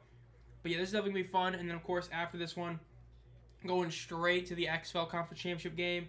6 straight hours of streaming, which probably will end up being 6.5 hours considering I started this one at 2:45 and considering the second game probably ended up going late, but that's against the point. First and 10, 8 minutes left in the second quarter. In shotgun, ball is snapped. They hand it off. And it is going to be about a 1-yard loss for the Birmingham Stallions. They tried to cut to the right. We're not able to get it, so it's going to be second down. Knock out the Stallions, from the playoffs. Yeah, I know a lot of people are definitely hoping Michigan wins. I think you got a lot of Stallions fans who do want to see Birmingham continue winning. It's going to be a wild one because, this was very similar to last year. Last year, Michigan was dominating. The Stallions looked like it was just, it looked like it was belt to ass and then just snap of the fingers. Turned out the real belt to ass was Birmingham on Michigan. So we'll see how this one goes. In shotgun, 2 receivers on both sides of the ball. Jamar's in shotgun, ball is snapped, looks to the middle of the field, looks to the left, throws a deep ball to the left. It is going to be incomplete. This could be a flag, no flag. Thomas is looking for a flag, but there is going to be no flag. It's going to be 3rd and 10 for the Birmingham Stallions. Bryce is still favoring his ankle. That might be a problem in the second half. I hate to say this. I hope it doesn't happen, but with Mike Nolan, I would not be shocked if we see like a Danny Etling or a Rocky Lombardi sighting. If there's some sort of ankle injuries going on with Perkins, I'd hate to see that, but you never know with how the season's been for them. Tom Luganville's been great reporting today. Definitely really solid duo here. Michigan best Stallions in the regular season, I think. In the regular season, they did not. They are currently 0-7 all-time. That's including the USFL, UFL, regular season, and postseason. Ball is snapped.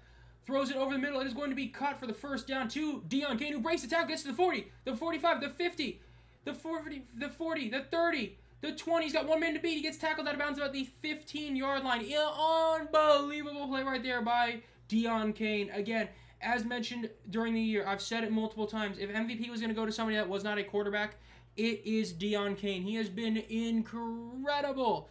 Deon Kane has been insane this year, and again, right there, got the catch and was able to break a tackle. Massive play right there. Michigan guys hit each other, and then he made a correct cut, was able to break past that guy. Absolutely insane play right there. They did definitely just get some life. Absolutely insane. To be fair, Uncle Charles, you got to remember that Week 3 game against Arlington. Yes, Arlington still choked that game. They blew it. But the refs kind of helped them out there. But right there, man, that was a massive play. Deon Kane is just insane. 3 receptions. Again, over-under for him was 2.5, which is just diabolical. 84 receiving yards already. Insane. But there is a player down for Michigan right now, which is not good. Of course, the defense has already taken a couple hits in Week 10. We'll see.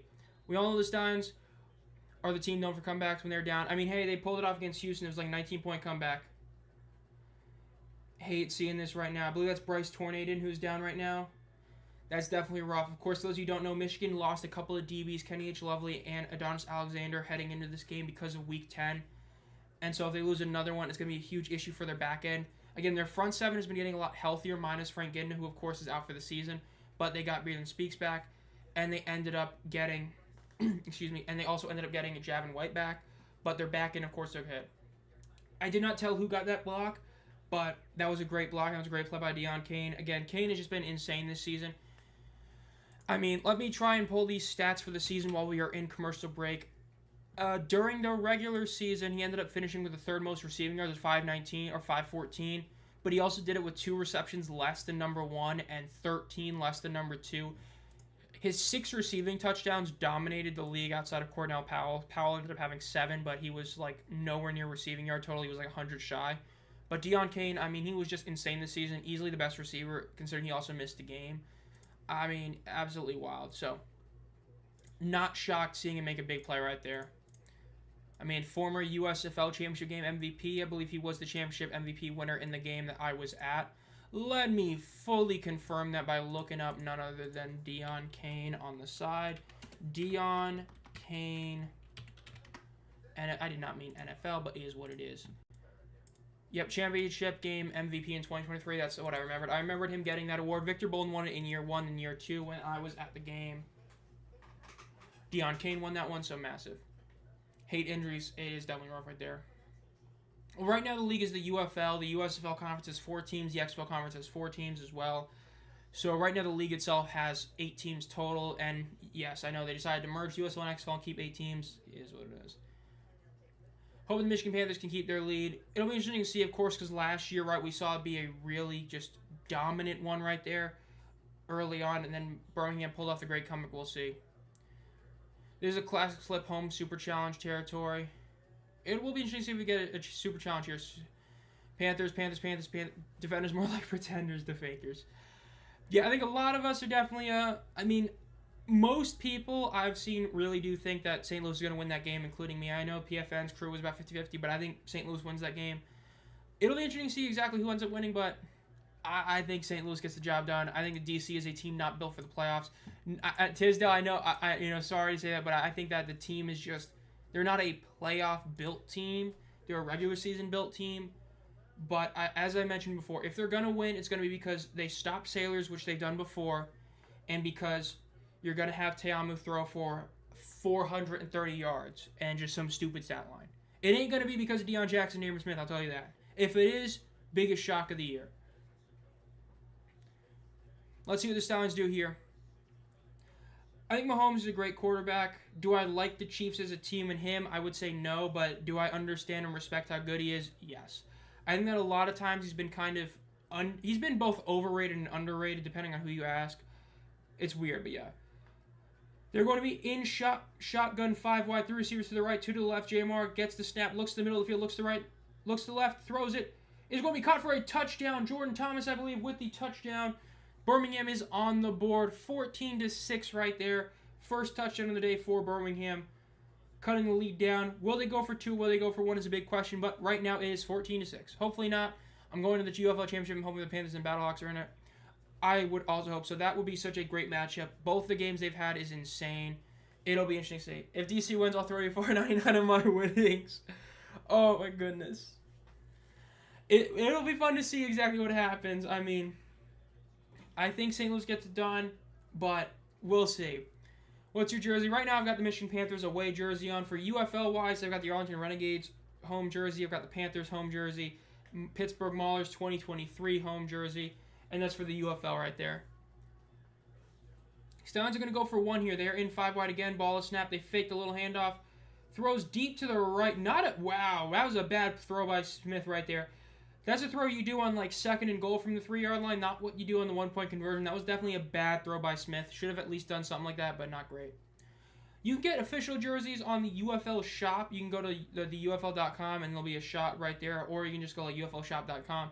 Or you can go to like Royal Retros. They have custom jerseys you can get. Those are the 2 places that I know most people get their UFL jerseys from. Who do you think will win? I picked Michigan to win, but I honestly I think that the St. Louis game I pick St. Louis to win. I think they got to win. This game I think Michigan gets it done, but the fact is Birmingham has beaten Michigan every single time. So if Michigan wins, it is going to be a shocker, even if they're the favorite heading into this game, which they weren't. 200 on the Stallions. I mean, I mentioned before, Michigan dominated the first half last year up until the last 2 minutes, and then Birmingham just pulled off a great comeback. So it's not like it hasn't happened before. It will be very interesting to see if Birmingham can pull this one off, because they will be 8-0 all-time over Michigan if they win it, which is just insane owning franchise. It's like Aaron Rodgers to the Chicago Bears. They pull it off. Will be interesting to see they pull it off. Smith hasn't been throwing well today. Yeah, he had a couple of, the Deion Kane throw was great, but there was the one deep pass where he overthrew him, and that throw right there was just not a good one either. Kick is up. It is going to be deep to the left side of the field on Michigan side. Return is up to the 15, the 20, the 30. Cuts to the left some more. Gets tackled about the 33-yard line. I got all the money on the Battlehawks. Man, I will say DC winning that would shock me. I mean, I really would be, but it would be funny. In a sense of memeing, it'd be funny if they win, but I really think St. Louis got that one. Bears are going to face Aaron Rodgers this season. Maybe they can finally get that W. That would be great to see. Praying on Michigan's upbringing. Oh my goodness. Can't wait for the NFL to start again. I'm indifferent. I know the Panthers are going to be better this year on the NFL, but I don't know. It's just going to be football to watch. I'm more looking forward to college football, honestly, but we'll see. I wouldn't say. I'm just looking forward to both, but 1st and 10, they hand it off, going to the right. Gets to the 30-yard line. It's going to be about a 1.5, 2-yard game for the Panthers right there. Nothing insane, but is what it is. 6 minutes left in the second quarter. What notification did I just get? YouTube do not care. Yeah, all we're mentioning, in fact, is a slightly altered score bug. On ABC right now, like for me, I've got a first alert thing on. I literally have like a fourth of my screen, or like about a fifth. About a fifth of my screen is no game. It's just other stuff. It's wild. They crushed St. Louis in St. Louis last game. 2nd and 9. In shotgun, 3 receivers to the left, 2 to the right. Ball is snapped, looks to the right side of the field. Throw, it is going to be caught. Not a first down, it's going to be caught. They crushed St. Louis in St. Louis last game. To be fair, though, I don't count that game. Like, any game before, like, Week 5, I really do not count too much. Because, I mean, that was, like, a totally different Battlehawks team in a lot of ways. The team literally hasn't lost since that game. So it's kind of hard to judge that one. It's like when people were judging the DC versus Birmingham game midway through the season. It's like it was Week 1 or, like, Michigan over St. Louis or something like that. No, that was a bit different. I mean, because I know the last game was backup v backup, but I mean, St. Louis technically won the last matchup, though it's like it was backup v backup. But ball sent, they hand it off. It's going to be it's going to be a no gain, maybe half a yard gain. They're probably going to end up punting this one again. If they give them a full yard, I'd go for it. But like since their matchup, DC kind of got worse. Like their defense got kind of exposed most of the season. Whereas St. Louis got better overall as a team, though, of course, the big question mark is what Max Duggan are you going to get? Are you going to get the Max Duggan that completes 70% of passes and runs for 100 yards? Or are you going to get the Max Duggan who completes 30% of his passes and runs for, like, 20 yards? So that's a big question mark, but, of course, the big difference is that since that, like, matchup in Week 4, St. Louis has been on the up and up, whereas DC's kind of been on the downturn. Because, I mean, we've pretty much known since about Week 6 that on a technical standpoint, the weakest of the 4 playoff teams was DC. Though, as mentioned, their offense is one of those where, like, even though it's technically a terrible playoff offense, they literally could just win by throwing the ball and getting, like, 6 30-yard completions. They are punting this one. Again, not a fan of this. Is going to be down at about the 15-yard line. Not a fan of that. I will say for you, Destiny, I'm not liking how Michigan's handling these punts. I've always said if you're within 1 yard, you need to go for it, especially against Birmingham, because that's why they lost last year. The biggest thing that changed the game was on a 4th and short, they decided to kick a field goal instead of run it, and that ended up costing them.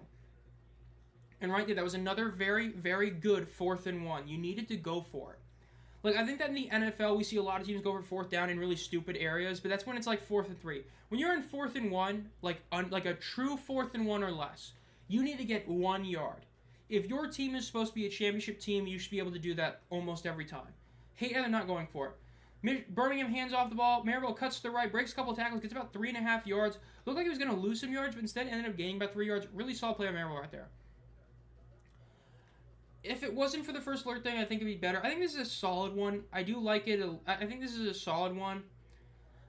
It's just because of where I'm watching it, I have a little ABC News alert going on, so it's like covering even more of my screen. I think this is a solid one. It looks a little bit better than the one they had before. It's not like super different, but I think it's a little bit better.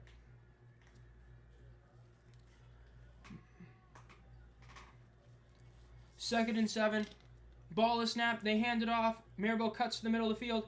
Gets about 3 yards on the play right there. Going to be about 3rd and 5, 3rd and 4 for the Birmingham Stallions.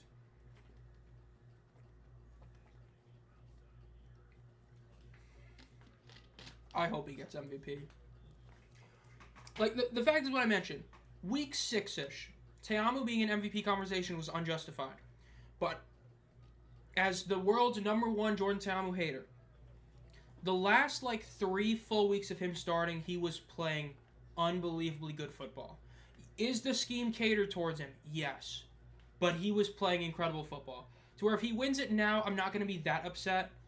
It's intercepted. Michigan gets the interception. They get to the 10-yard line. The 5. Touchdown, Michigan.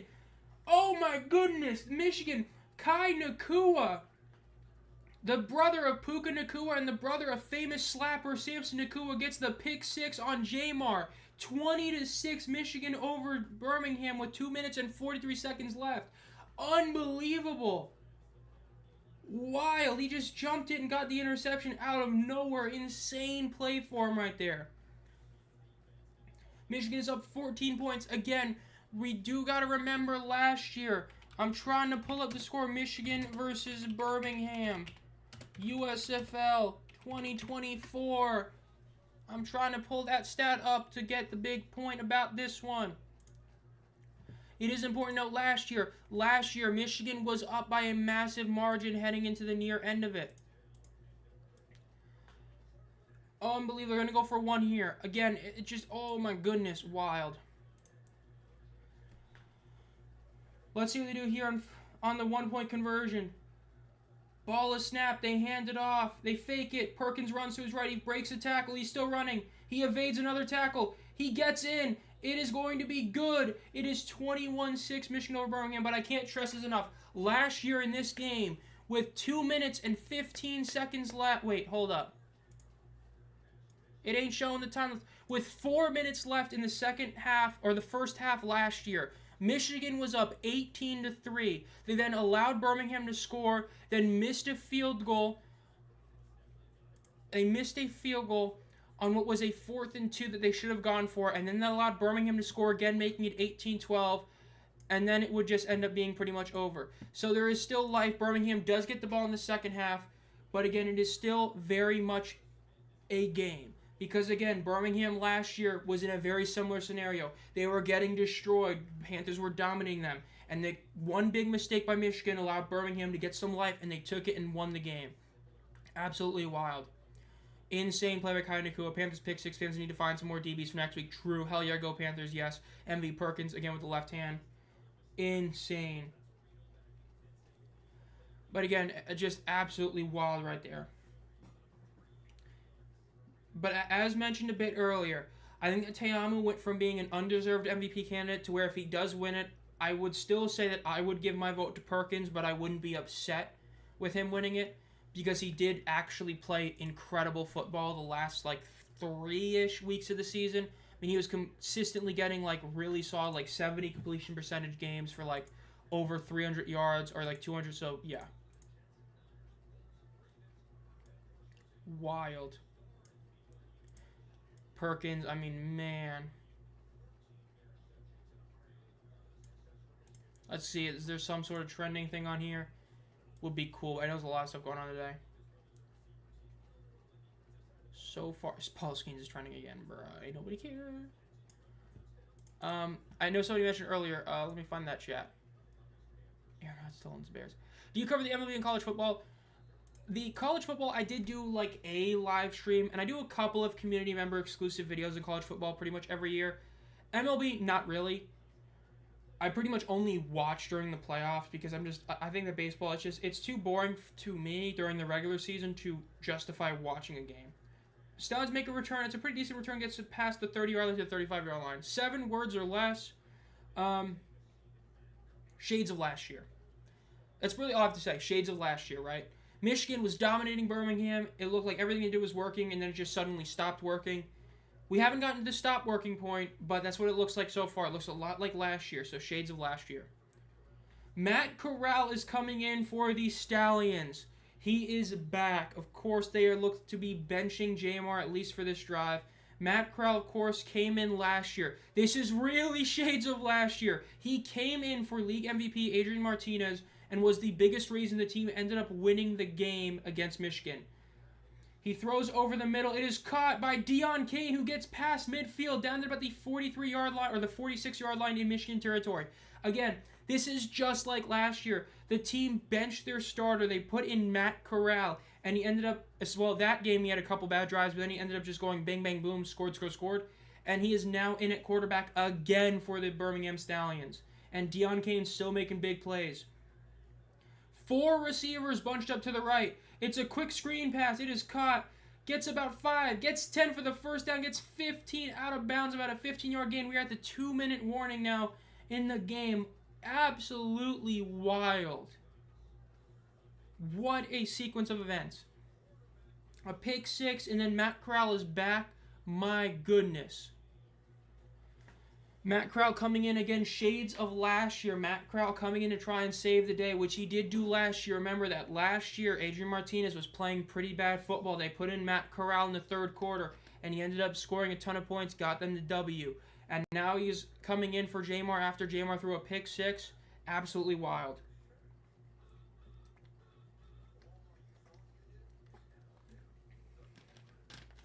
I did not see if he got hurt on that. At least I didn't see that, but I just didn't see it.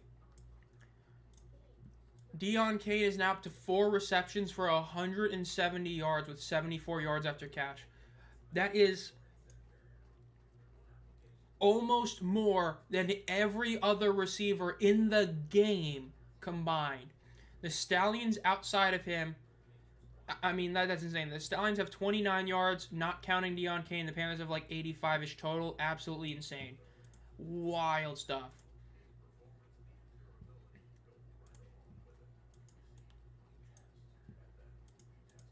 I mean, this is wild.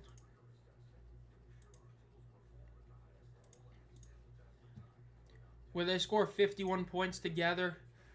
Is that what the over-under ended up being? That's absolutely insane if that was. Man, why am I so itchy? DraftKings.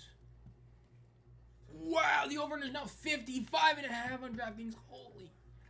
Oh, that's a good question. I don't know. That's a good question. I honestly can't believe that's insane. I don't know. 51, I predicted it would be somewhere along those lines. This is what I thought. Will it end up being that? I don't know, but that is about what I ended up thinking it was going to be, honestly. But we'll see.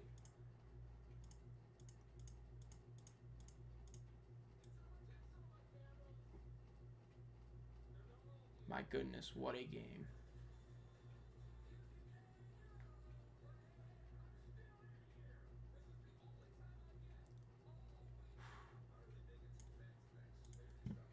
Really is insane. Unlike last year, Michigan is playing good, but keeping it out of BM's hands. Game's far from over. It is true. It is far from over because we did see last year. Again, last year was a lot like this one.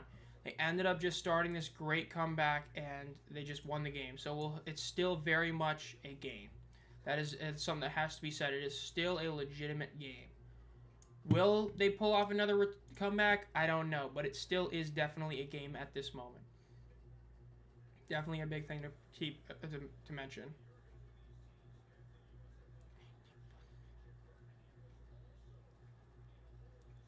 Wild. Just looking at some stuff on the side real quick.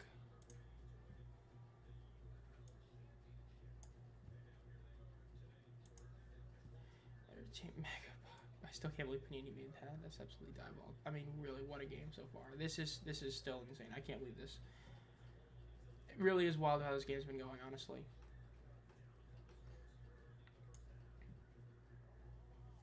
They're in shotgun.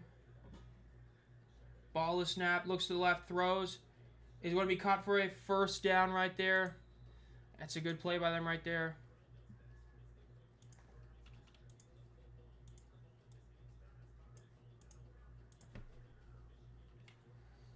My goodness. I hope the Stallions don't win another one. It's just bad for the league. Fully agree. It would be really bad if they end up pulling another one.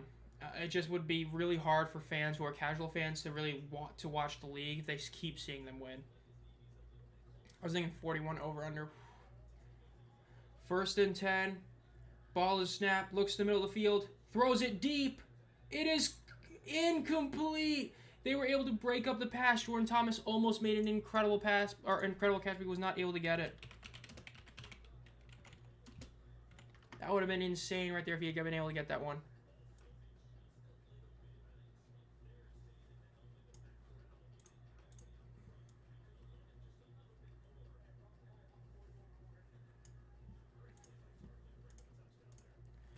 If the Battlehawks win, that'd be great for the league. If pretty much anyone but Birmingham wins, it'd be pretty good for the league, honestly, because Michigan or DC, I mean, literally those are the 3 biggest markets in the league. Pass thrown to the right. It is caught by Deon Cain once again, who gets a decent amount of yak right there. Gets about 8 yards. Are they going to call him down inbounds? They're calling him down inbounds. He is slow to get up right now. Clock is still going down. 3rd down. I mean, like, biggest markets in regards to, fan support and all that. Those are the 3 biggest markets, so any one of them winning would be huge. 3rd and 2 for Birmingham. In shotgun, 3 receivers to the left. Ooh, is this false start? This is false start. It's going to hurt Birmingham. Looks like they're going to call it first start. Or false start, my bad. Corral's trying to look for us. Neutral zone infraction.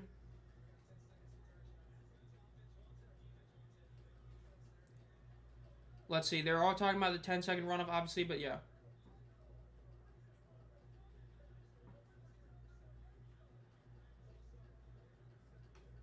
Skip is upset right now.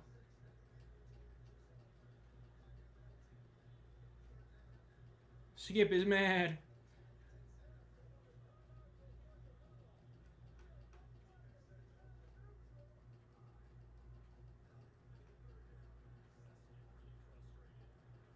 Third and 7 now for the Stallions.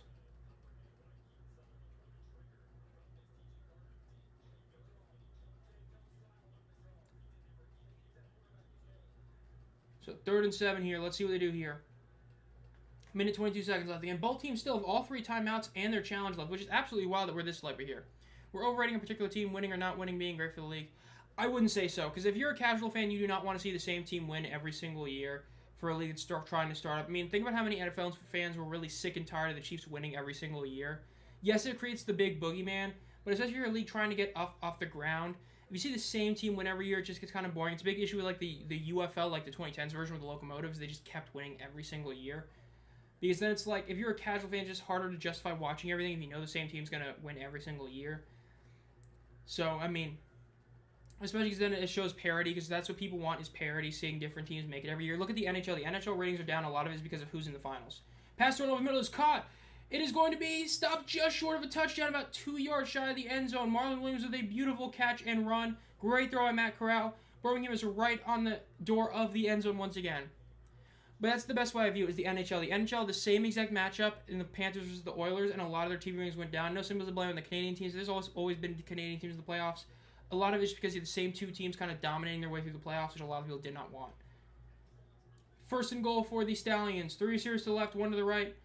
1 running back to the left as well. Ball is snapped. They hand it off. It is going to be a touchdown. Birmingham is back in at 21-12.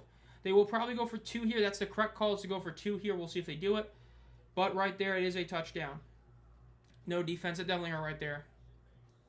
Giddy up. Come on, Stallions. Again, shades of last year. Now, the difference was Matt Corral came in later in the game, but again, this is very similar. Michigan scored. Birmingham was able to score again. Then Michigan was trying to score but couldn't, and then maybe they fail another one. Will be very interesting to see how Michigan handles this drive. With 3 timeouts left, they still could get in the field goal range, but obviously have BT Potter, so it's a big question mark. Well, I mean, the Chiefs were struggling to win a couple of their games, right? The Niners were still kind of in the game. It didn't mean people wanted it. Like the Cavs, yeah, that's a good point. Cavs Warriors went 4 straight years. Like, nobody wants that. Ball is snapped. Looks to the left side of the field. Throws it. Is going to be caught. And is going to be complete. So it's going to be 21-14. It is a 7-point game now. Oh, this is definitely a great game so far. This is a great one. I mean, so far, this is like an easy A-tier game so far in the playoff power and the playoff tier list. Remember, that's another video that's going to come out after the end of the championship game, is the playoff power tier list updated. Definitely a really solid one so far. Having flashbacks. I mean, this is really scary how similar this is to last year's. I will say that. Like, it is actually scary how similar this is to last year's game. I mean, this is almost identical to the last one.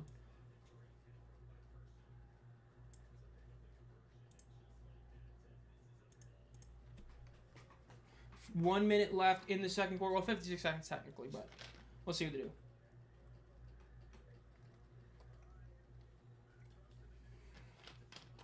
Again, in theory, we should see at least a field goal scored unless we have some good defense being played. Both teams have all 3 timeouts and a super challenge left. Well, technically 2 if they get the first one right. That's against the point. Both teams have 3 timeouts left, so there still is very much a lot of time left with 56 seconds. Clock stops and first down, so the chains are moved. So, I mean, hell, if you're Birmingham, you might be able to just quick fire 3 timeouts on Michigan, get the ball back with like a minute with like 40-ish seconds left and try to get a field goal yourselves. Let's see. Mevis is kicking it off. Deep in the middle.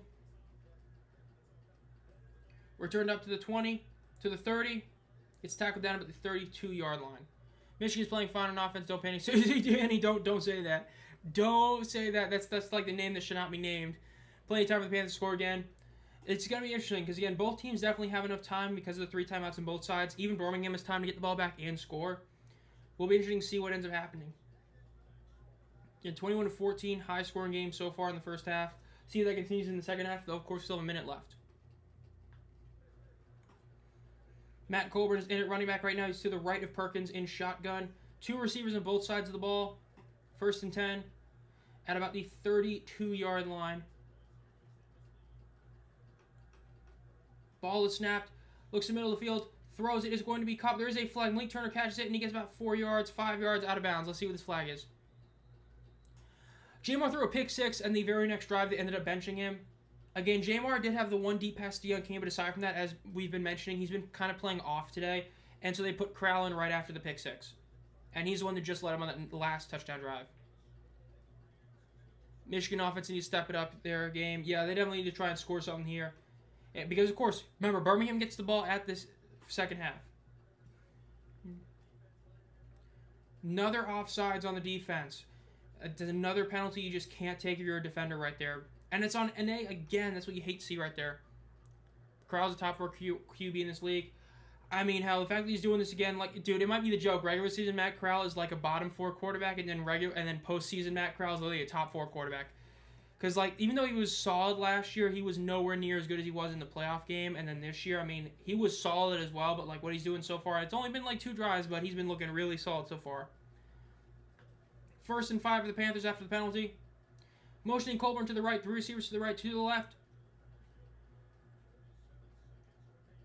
Ball is snapped, looks to the middle of the field, throws it over the middle, is going to be caught for the first down, and then about 4 or 5-ish extra yards, going to be down about the 46-yard line, maybe the 47-yard line with 42 seconds left.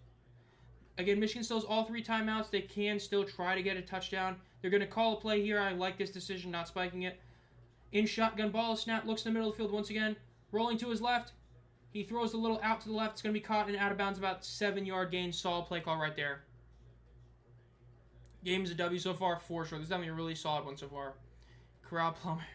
Definitely a solid game so far. 32 seconds left. Michigan is not in field goal range, but they're getting close to field goal range. Still would like them to get about 25 yards, considering what kicker they have. Arguably even 30 yards, honestly. But there's still 32 seconds left. They still have all 3 timeouts. In fact, both teams have all 3 timeouts, which is wild to see. In shotgun, 2 receivers on both sides of the ball right here. Or 3 receivers to the right, 1 to the left. Ball is snapped. Looks to the right side of the field. Throws. Is going to be cut for the first down. Going to be tackled down at about the 37-yard line in Birmingham territory. I would probably call a timeout here. Don't even waste a couple seconds spiking it. Yep, they called a timeout. I do like that call right there. Yeah, hopefully this crowd ends up being the best of the season. So far, they have not broken 10-5, so hopefully we get like 11K this game. That would be a massive W. These defenses can't stop anything. Yeah, you had the pick 6, which, again, isn't even like a full stop. That's just getting a pick 6. Right, it's a turnover. Big difference from actually stopping a team. It's just an offensive showcase so far. Yeah, I mean, the USFL Conference, I mean, back-to-back years, these 2 teams make it pretty easily. And, again, we have another high-scoring first half. Those are even higher scoring than the last time. And the championship game is next Saturday night. And then, of course, at 6 o'clock right after this game, you have the DC Defenders versus the St. Louis Battlehawks. Definitely going to be an interesting game there. Talking to Matt Corral on the sideline right now. No one here wants to see D. We want us to expand their ratings. 1st and 10 for the Panthers. Perkins is in shotgun. Looks like they're going to have 2 receivers to his right and 3 to his left. They still could try to go for a touchdown if they can get at least 10 yards in this play. Ball is snapped. Looks over the middle of the field. Throws to the left. It's going to be caught, but he gets tackled almost immediately. Ball is out. Right now, they're calling it Stallions' ball. They're going to have to review this, but right now it's Stallions' ball. It's being returned all the way to the side. Perkins makes the tackle almost by himself to save it for a touchdown. Let's see what they call this. Do they call this a fumble or do they call this an incomplete pass? If this is a fumble, Birmingham gets the ball in field goal range and can go for a touchdown. If this is an incomplete pass, that means you're going to probably put some time back on the clock, and Michigan is, again, still in field goal range. Let's see. Call in the field looks to be a fumble. Let's see. That was pretty quick. I don't know if that's a fumble. Let's see what they call it for sure. Cuts. Caught. That's not going to be a fumble. Even that's not going to be a fumble, and the main reason is because of the fact that right there, even if they call it a catch, which is already debatable if that's a catch, honestly, I agree with nope. I don't even think that's a catch. I think it's an incomplete pass. He did not survive the ground. He did not make a football move. I think that should be an incomplete pass. It should not be a reception or a fumble. It should be an incomplete pass. I fully agree with nope. Does anyone know what was the highest scoring game in the USAF, XFL, and UFL history, or the USFL, I assume? I do not remember off the top of my head. I know there was a couple really high-scoring games. I know the Guardians, Defenders had one really high-scoring game. I do not remember though off the top of my head. Thank you, MP UFL Champs. Yeah, I fully agree with the no football move. That shouldn't even be a catch. That was an incomplete pass. He did not make a football move. He did not survive the ground. He didn't take a step. He caught it, went down, lost the ball. Should be incomplete. I honestly think the Street Dragons coming back will be love to see, but the biggest issue, of course, is Lumen Field and the World Cup coming next year. That's the biggest issue, is the World Cup would definitely halt it. So if that were to happen, it would probably be 2027 is when it would happen. So it's going to be an incomplete pass. That is the correct call. They should put on, yep, they put up, 9 seconds back. That's the correct call. He did not catch that ball. They should not give him anything. I fully agree with that. I like that it was an incomplete pass because he didn't really survive the ground. That is one of those where it's definitely survived the ground. He literally just caught it and immediately fell down. I do agree in that case, you do have to survive the ground. He didn't. So I do like the incomplete pass call. I don't think it was a fumble. I don't think it was a catch. Like, I don't even think it was a fumble because I don't even think he caught the ball. So I think that was an incomplete pass. I do like that call by the refs right there, or by Mike P in the sideline. I didn't even see it was. That was a good call, bottom line. 2nd and 10, 22 seconds left. Let's see what they do here. It might be a bit safer, but let's see. 3 receivers to the right, 1 to the left, running back to the left. Ball is snapped. Looks to the right side of the field, looks to the left. Throws it over the middle. It's going to be caught at the 30-yard line exactly, and he's going to be down. Is this incomplete? The Stallions are calling incomplete pass. Yep, it's ruled incomplete, so it's 3rd and 10, 17 seconds left. Knee was down anyways if you're trying to call it a catch. True, I mean, at the end it was pretty obvious it wasn't going to be fumbled no matter what, but I definitely think it wasn't a catch, so I do like that. Some people think the UFL season should start earlier, 2026, to do the World Cup. I don't think so. I really don't think it should, but, with how the UFL is, you can never know, but I like where they start. I think the only way they should move it is if they expand, but I don't know. Yeah, we need Jake Bates, on God. 3rd and 10 for the Panthers. Honestly, I know it sounds kind of lame. I would just run it up the middle or something, try to gain some yards. Let's see what they do. 3rd and 10. Ball is snapped, looks to the right side of the field. Gets pressured, and he takes the sack. They are now out of field goal range. That was the one thing they could not do. That was a bad play. That is, again, just like in week 2 against Birmingham. That's one of those plays on both Perkins and Nolan and obviously Marcel Belfoy. That was a terrible play call. There was no reason to throw that ball there. You should have ran it up the middle. It sounds like a really pussy play call. In that scenario, when you know Birmingham is getting the ball in the second half, you need to keep it as a 2-score game. You had to run the ball there, try to gain like 5 yards, put it in the middle of the hash marks, and kick the field goal. Instead, they go for a throw, and like a legit throw, not even a quick, little curl or screen pass, a legit throw. That was a terrible play call. That was also a bad call by Bryce to not throw it away or do something sooner. Hate that ending. Really bad for the Panthers. Again, just like last year, very similar situation, though, of course, instead of it being, this was similar to 2-minute warning. Again, you have a clear play that you should do, and you decide to not do it. That was a bad play call by Nolan right there and the offense. Hate that play call.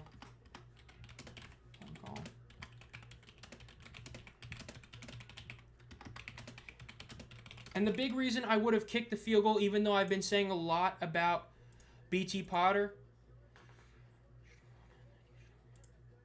the biggest reason is because of the fact that even if BT Potter misses the field goal, you have the same scenario as doing that throw right there, and him missing probably would have happened anywhere. I do not like that play call whatsoever. That was definitely a bad call right there by the offense.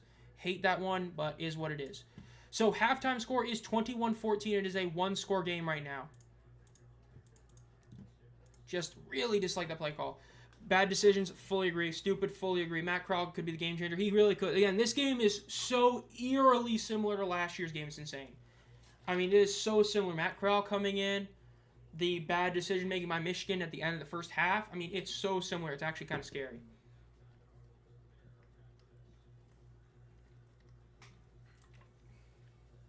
Just definitely not a fan of that. That's one of the scenarios where it's a pretty clear-cut decision what you should do. You should have decided to run it, move it to whatever hash mark or wherever exactly Potter wants to kick, and get it. Instead, you do that. Not a fan at all of that play call. Not good.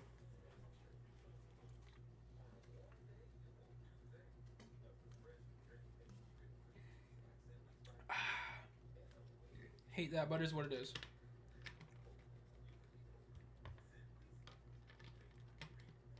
Definitely rough, but yeah. Down goes drink number 2. Up comes number 3. On the reason why Michigan never wins against Birmingham. I still get with the play call. That was so bad, but you know what? We've seen it before with this team, so can't say I'm like super shocked, but definitely not what I like. Just looking at something online real quick. Saw something. Mirror gold. Go over here. 1 in 300 packs is insane. Excuse me?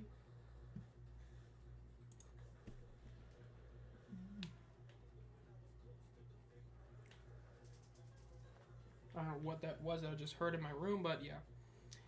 Eliminate teams, players not signing the NFL yet. I don't believe I've seen any yet. We're probably going to see them in a little bit, but yes, that is something that is obviously of note, is the fact that you are able to sign now if you are on one of the teams that got eliminated. We'll probably start seeing them like in a week or two. We usually start seeing them like pretty much once the season's over fully, even though they can already. It's just kind of how it's pretty much always been, so should be seeing that soon though, but that will be definitely something to keep note of. Again, exactly how much am I going to talk about it? I honestly don't know for sure. I'll decide something at some point, but just don't know at the top of my head exactly what my plan is right now, but yeah.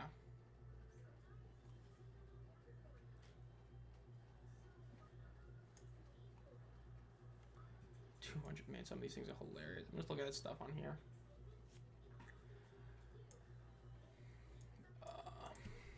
Search up this over here. That's not what I searched up, but it is what it is.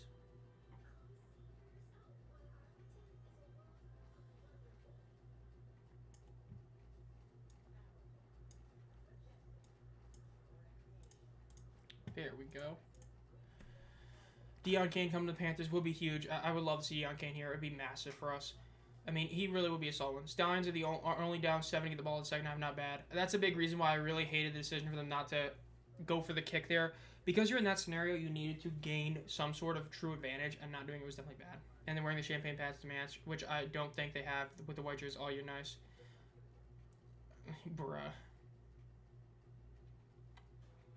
Stallions the only team. I mean, definitely not a fan of what they did right there.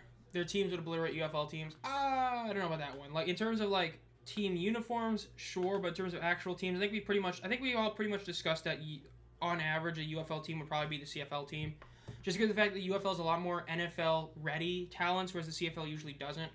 Because a big part of it, you know, is the limited amount of Americans can be on a CFL roster. Obviously, the fact that even in the pay scale area, like, yes, there is a divide, but the divide is getting shorter and shorter, and the fact one of them is Canada versus America.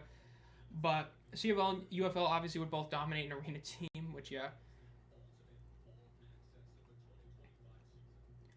Doug Flutie came in the CFL. Don't forget Warren Moon. That's the real GOAT right there. Absolute legend. Because, I mean, Doug Flutie technically played in the USFL first, but, I mean, you had Warren Moon was a legend in the CFL. One of the greatest quarterbacks of all time. Got just so bad. I would have to hard disagree with that. I think that it's, I mean, there's UFL just, like, yes, I know PJ Walker was a big name that went there. But overall, the UFL, like, so many guys are, like, right on the NFL cusp, whereas the CFL is not to the same level of that. So I would have to disagree about that. Oakland Showboats. Yeah, it is true there's a limit. I don't remember the exact one, but it's different. And it is true they are two different leagues. I think a lot of people act like, you know, if they play head-to-head. The CFL is a much different league in the sense that the field itself is a different size. Number one. Number two, they play 3 downs. Nah, I mean, you got to remember, Canadian talent versus American talent. You're talking about big colleges versus lesser colleges. So in terms of coming straight from college, the UFL has that beat. In terms of from the NFL, even though, of course, like PJ Walker's a big name, usually you have more guys from the NFL go to the UFL than the CFL. I mean, it's the whole thing about, like, a college team, right? It's why UFL teams would beat most college teams is because of the fact you have, you know, NFL-level guys versus college guys where only certain guys are there. And obviously the age difference, but, like, that's cheating. But, yeah. Because, I mean, let's see. So, we're just not loading Google. There we go. CFL, American. Let me see. CFL players to NFL 2024. Comprehensive guide form. Over here, 3 Down Nation. 1,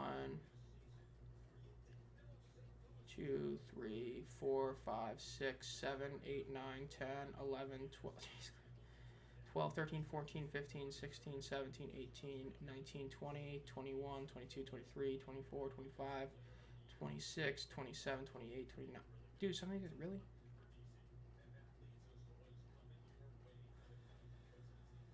Oh, Canadians and former CFL players. So this is like a list of like 50 players, and not even all of them from the CFL. Okay, so that's cheating.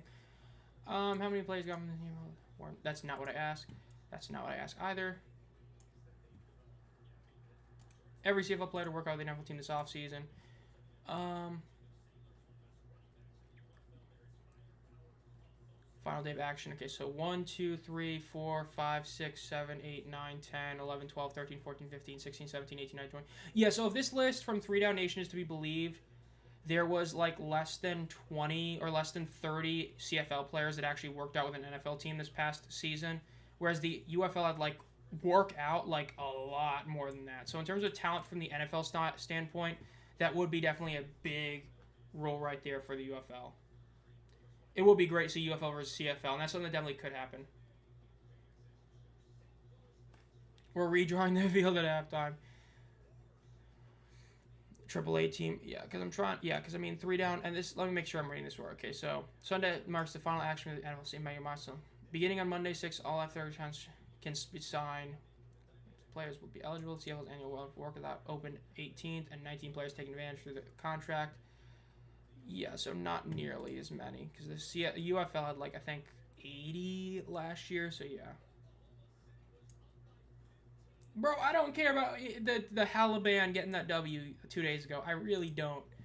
The Halaban, bro. Tyrese hitting that insane last-second jumper. The guy from WWE. TFL and UFL have something in common. The attendance problem. Only the good teams have a huge support. Anyway, at least CFL's got 9 teams. That's one more than we do.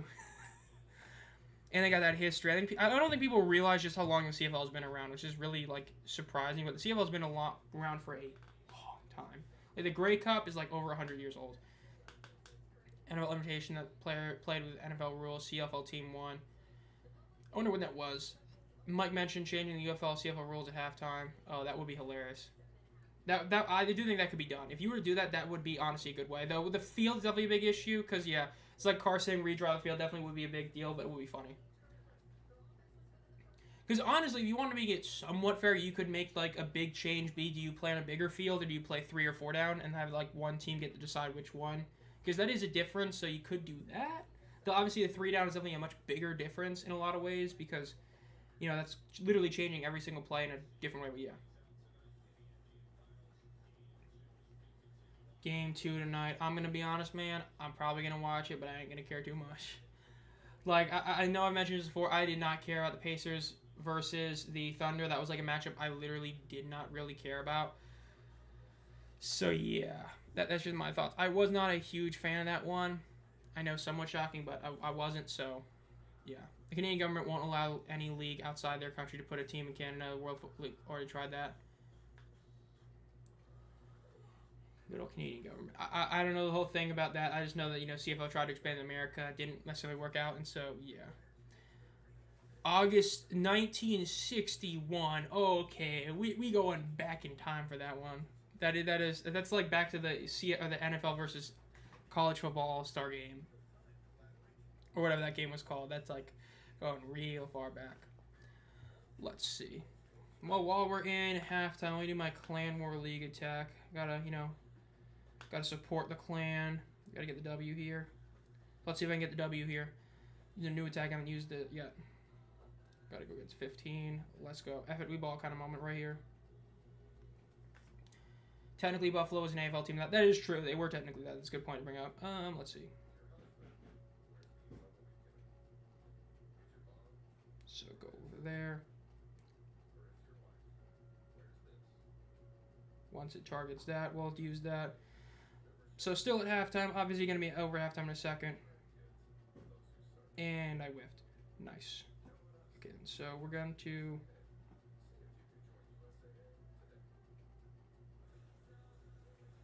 put this here.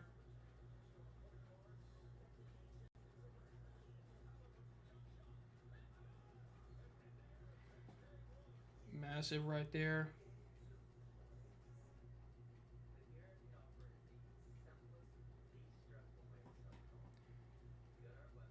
Oh, this ain't good. Chat ain't going good right now.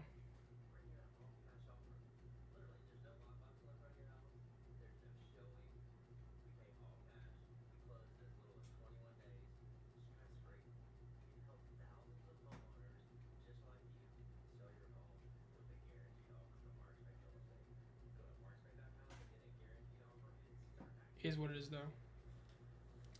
AFL wasn't considered equal to the NFL around 65. Yeah, because I know a lot of people don't forget exactly how the NFL change ruled when they did the kind of merger. It took a little bit for them to fully implement it. It was weird. I used to know more about the change because it was like something like they announced it and it was still kind of separate for a bit, but kind of wasn't. And I'm not just talking about the obvious first like 3 Super Bowls. It was weird, but it's a classic. I mean, the OG merger was something else.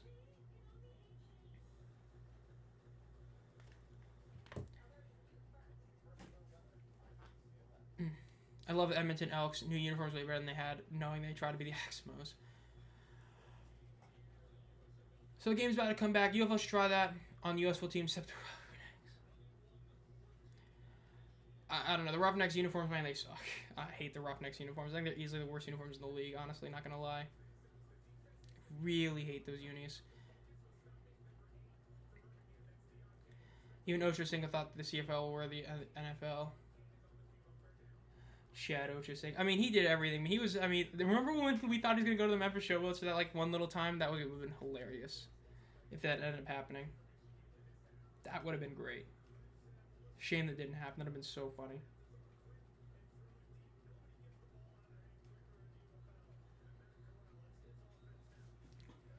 Yeah, Matt Corral definitely is somebody gets ball out pretty fast. That is for sure.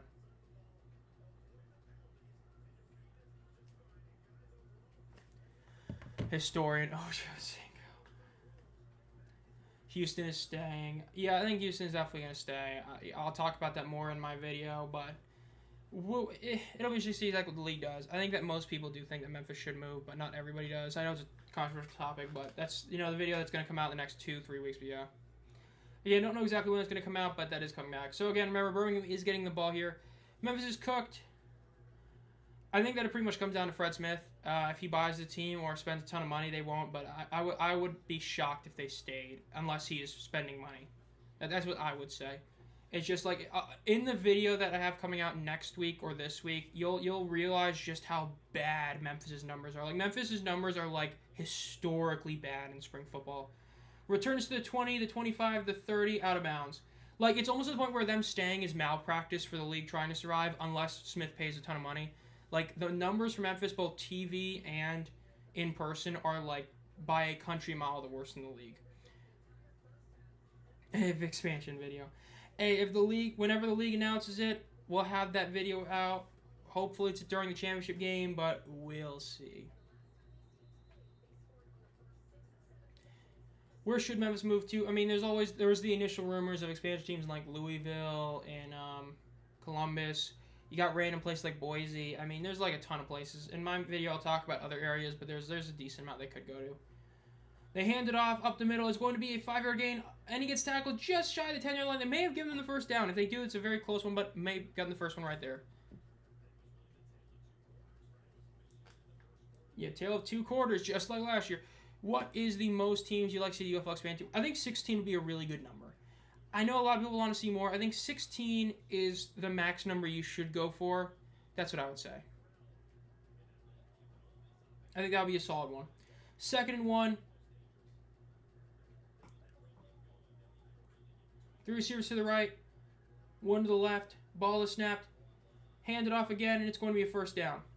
Team is bad. The offense just make the team better. I don't think that's going to fix everything. I think San Antonio proved that that's not necessarily the case. Because people bring up they made the championship game last year, but all their home games were in the second half of the season, so we knew San Antonio sucked when they had their first home game, which even if you exclude that one because that one would have the extra hype for it, their last 3 home games, their worst game still did almost twice as good as Memphis' best game, and this was a better Memphis team this year than last year, and that Brahmas team was, in a technical standpoint, the worst team in spring football history in the ultramodern era. And TV ratings-wise, Memphis is such a smaller market that their rating, they were like the worst team in local. It's going to be about a 4-yard gain on the run for the Stallions right there with 13.5 minutes left. Because it's an important thing to note, like the St. Louis Dispatch put out their yearly, TV ratings for the local markets. Memphis basically averaged about 10,000 people watching in Memphis, which was like by a country mile the worst number in the league. And so, like, if you're not getting people watching on TV, you're not getting people showing up in the games, and the team isn't even the worst in the league, it's pretty hard to justify keeping them. Because, like, at some point, it's not about the team being good or bad. It's about, like, man, that market just isn't good. Because, again, San Antonio was a worse team. They did better. The Orlando Guardians were a terrible team. They played in an even worse area outside in Florida. Yes, it was earlier in the year, but still outside in Florida. Did better numbers. Ball is snapped, looks in the middle of the field, gets the catch, gets to the 50-yard line, and gets tackled down about 3 yards shy of the first down marker. There is a flag. The Vegas Vipers. They played in... No, see right there, Carr, that's where the argument gets beat. Because we knew the team sucked heading into their second home game. All 4 of their home games were in the second half of the season. So them making the chip last year literally does not matter. Because the team was even worse than the Showboats. Even last year's Showboats team would have beaten this year's Brahmas team by probably 10 points. And the Brahmas still had great attendance. And then of the Vegas Vipers, that was another team that was really bad. And yes, you can use the renovations as an excuse. Even with renovations, it's still a better stadium than the Vegas Vipers played in Cashman Field. And the Vipers had better attendance than the Showboats. Like, no matter what argument you try to use for Memphis, there's really no argument to keep the team there when they weren't the worst team in the league this year and still had the worst attendance. It's just tough. Ball is snapped, looks to the middle of the field, throws it to the right. It's going to be incomplete. Oh, is it intercepted? No, it is not. Stallions get a lucky break. Looked like it would have been a great catch, but instead it was an incompletion. Could have been intercepted, but was not. Could have been really bad for them, but instead just kind of eh. Like, I mean this with the most respect. Like, I need an argument that isn't if the team's better. Because I've been able to fully counter arguments I've seen on Twitter, on Reddit, but I've never seen somebody counter the base arguments. Like, if you think the team is better, are they getting 8K attendance? The answer is hell no. Because we saw that in 2023. Ball is snapped, it's thrown to the right, it's incomplete. Because if you eliminate, nobody went to the Vipers game, casino bought tickets and nobody went. Again, FedEx is paying a ton of money. They probably bought a ton of tickets. You could use that same argument for the Showboats, yet the Vegas Vipers had 2K more average attendance. And even in-person attendance still looked better for Vegas than the Showboats games this year did. I mean, I would say the worst was the Houston. That one Houston game was the worst in-person attendance. Aside from that, the next 3 were probably the Showboats. 3rd and 10. Ball is snapped. Throws to the right. It is going to be incomplete. Another ball that was right in their hands. It was incomplete. They're going to force a punt here. UFC 316, I didn't watch it, but I did see that it was... Marab getting submission was wild, but Kayla Harrison, not even shocked that she got the W, though. Her and Nunez is going to be an insane fight for sure. Portland be a good one. It really could. Because, like, when SLC Vipers change back to the navy blue and red, fans will lap it up playing the real SLC stadium only seats 20K or so. Cashman Field, man, what a place to play. 4th and 10. But, like, when it comes to the Showboats, it's just, I have not heard anyone on any platform make a realistic argument to why they should stay.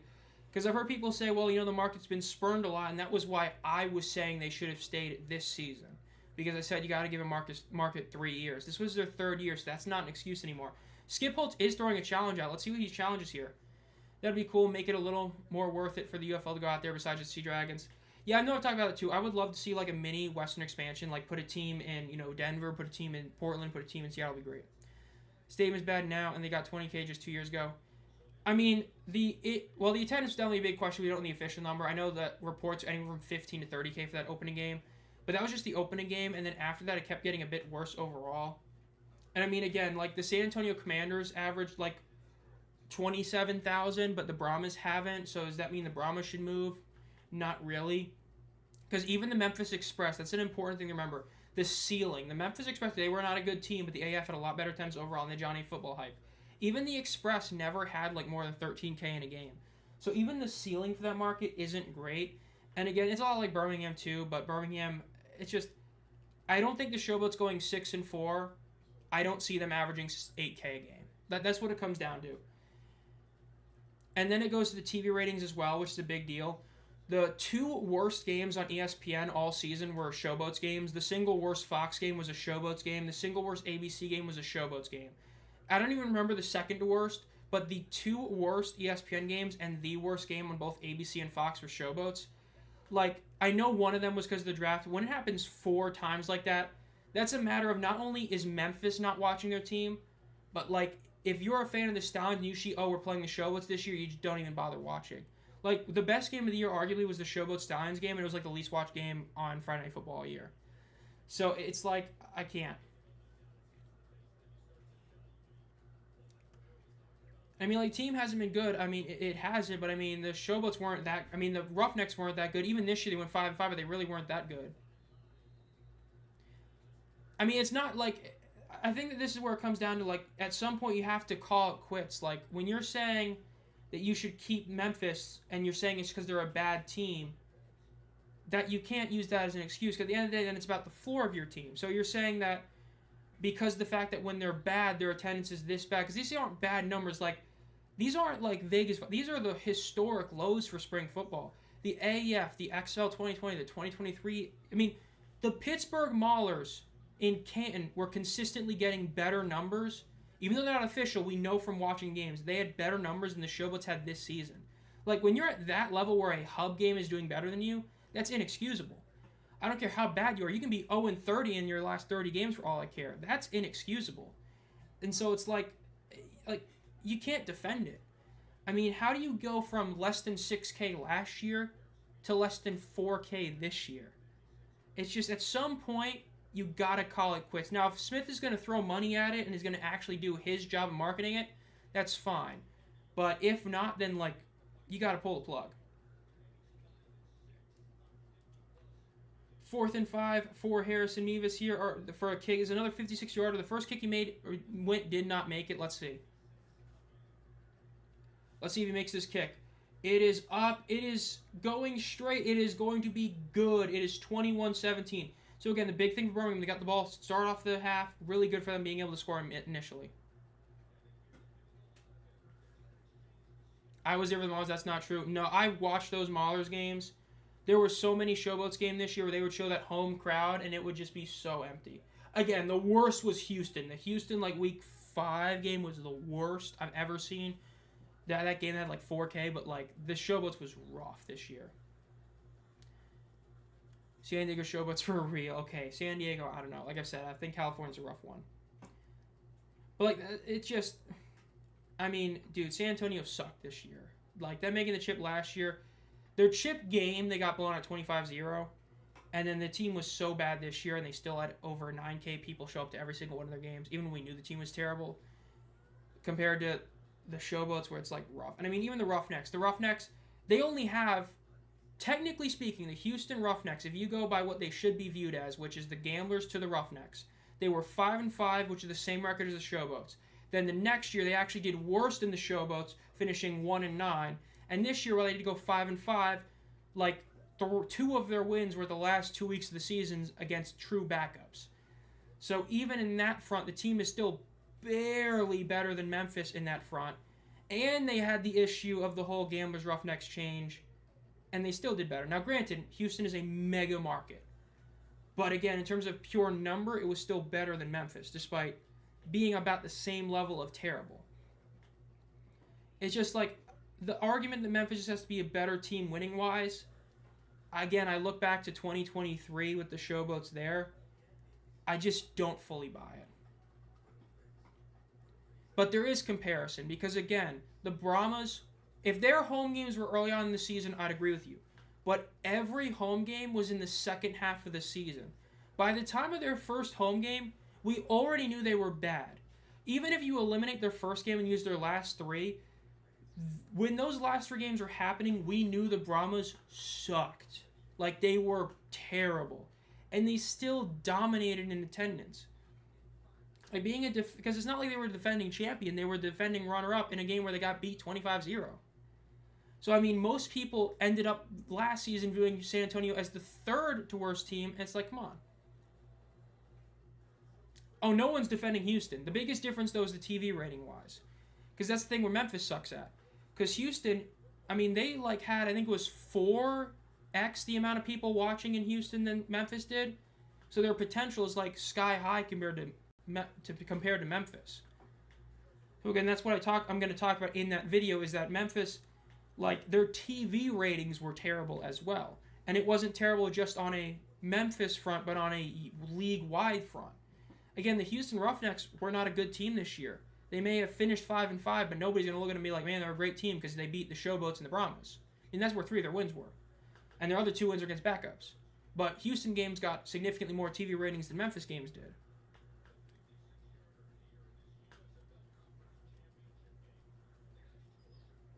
So, I mean, I can't.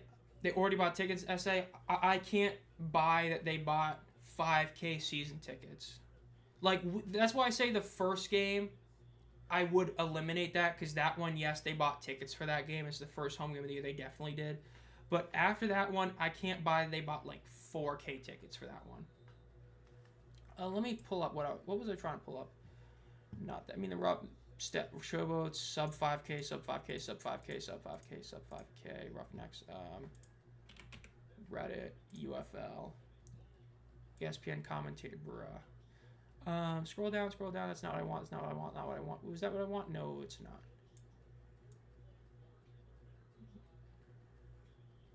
So we're just not finding what I want?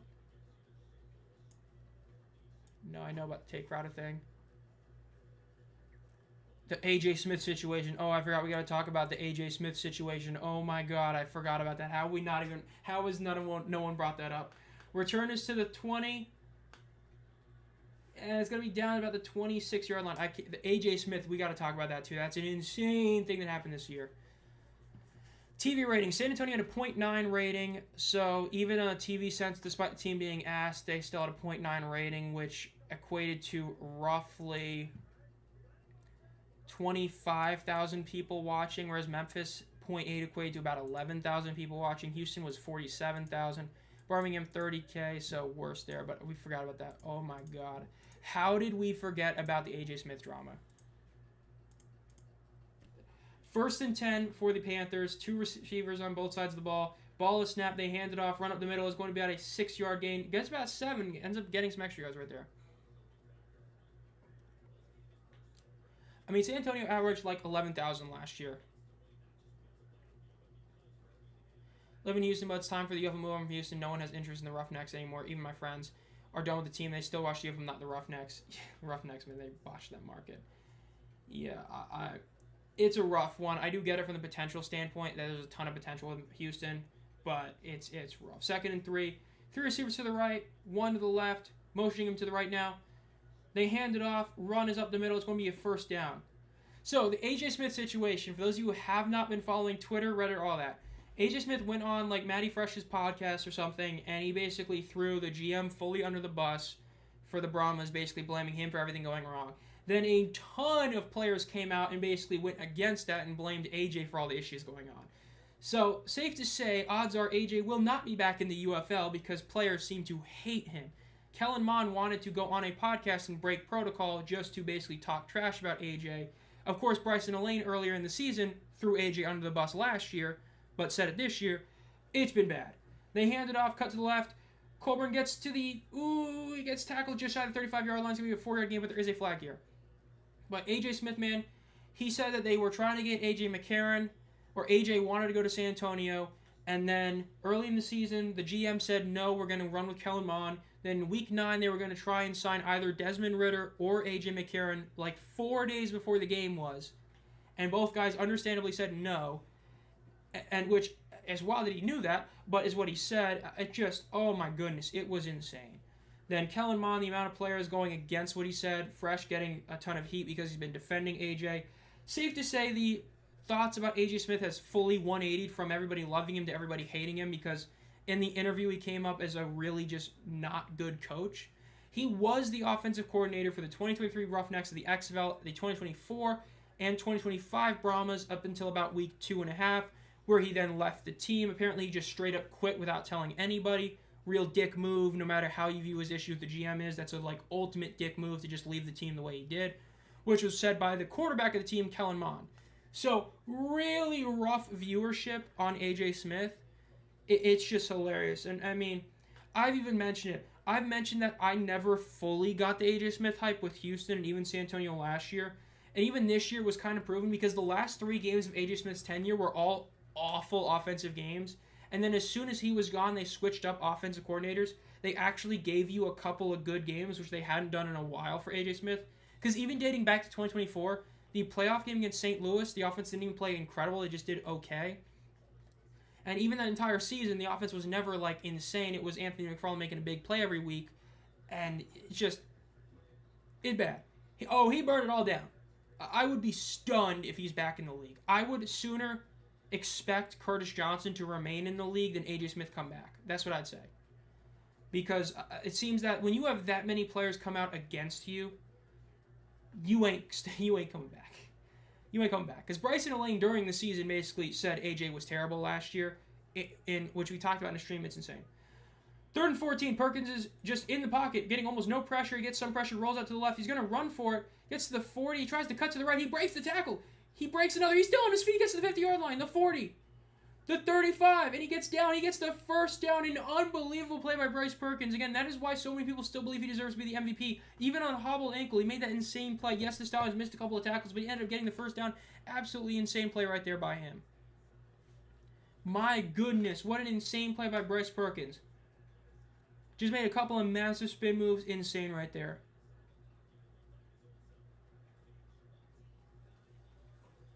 Insane.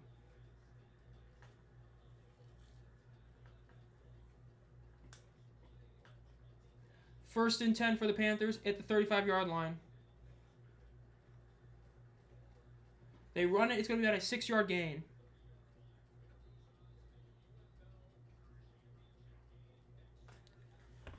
What a play. Absolutely insane play right now. Scrolling up.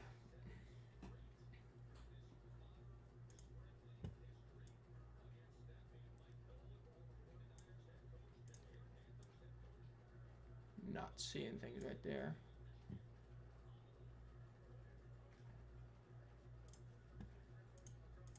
I do like that slide. That was an insane play by Perkins right there. 2nd and 4, ball is snapped. Fake the handoff, roll to the right. Throw it deep over the right. It's going to be caught, and he stays in bounds. Ooh, no, he stepped out. Still an incredible play. Going to be a first down and then some. Their Panthers are almost in scoring position right there. He's their only hope. Honestly, true. I mean, hey, him and Toa, and I guess Mariner too, but yeah, what a play. Absolutely insane play right there with Perkins. Is a flag. Let's see what this flag is, because again, that was a big play. They're still moving up, so it might be on the defense, but let's see.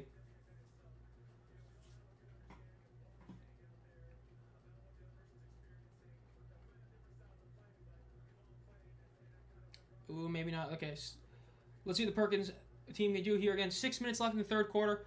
We have about 52 minutes before the UFL Championship game starts. Again, big talking point. Will this game end when it's supposed to, which is under 3 hours, to allow for people to watch both games fully? Or will it be like a lot of other games where it ends up going like 15, 20 minutes too far, which then also screw up the stream? As you get the point. 2nd and 10 for the Panthers. 4 receivers to the left. Ball snapped. Throws it deep to the left after and it's caught, but it's going to be out of bounds. Did he get the catch? They're saying he caught the ball. It's going to be a massive gain. They're going to be in the red zone. 1st and goal at about the 9-yard line. Incredible play right there. Another great throw by Bryce Perkins right there. Great block by Toa. He made a quick block and did just long enough. And then the great throw, Devin Ross, I believe, is who made that catch. That was a great block by Toa. He may not have had a long block, but he did just enough for that kind of play. He did just enough, was able to hit the defender, caused him to stop just short, and was a great play.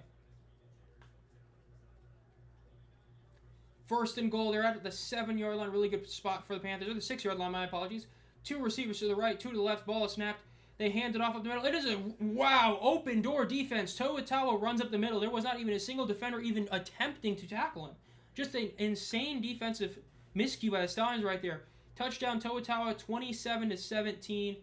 They're going to go for one here again. They've been doing a lot. 5 minutes, 15 seconds left in the 3rd quarter. I mean, seriously, insane right there. Not a single defender was even attempting to get him right there. He just walked right up the middle. Insane. Great drive. 5 minutes taken off the clock, and they got the touchdown. Again, still not over. Stallions, they have the longest comeback in the season, like 19 against Houston, so it's still very much in for both teams.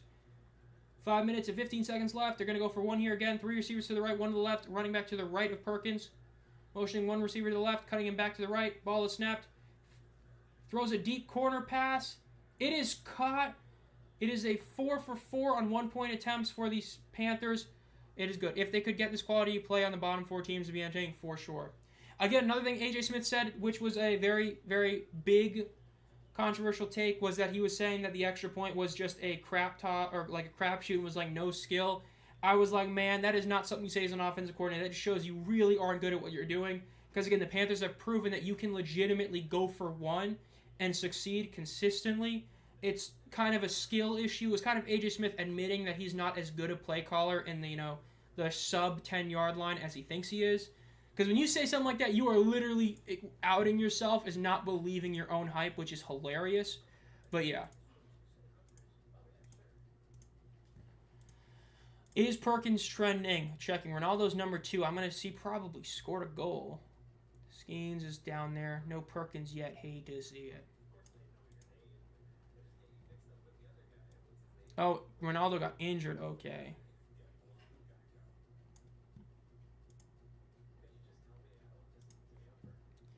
AJ crashing out. He really was. It was so funny to see. Beautiful throw for sure. They got to keep this going in the 4th quarter. I think they will. Panthers are finishing up. I think the Stallions are still very much in this game.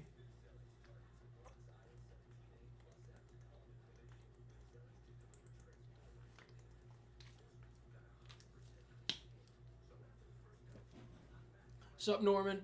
Absolutely great game so far. This is definitely a really solid playoff game. I'd say so far this is definitely looking like an A-tier game. I mean, this is a really solid game right now, for sure. Can I find my tier list? Probably not, but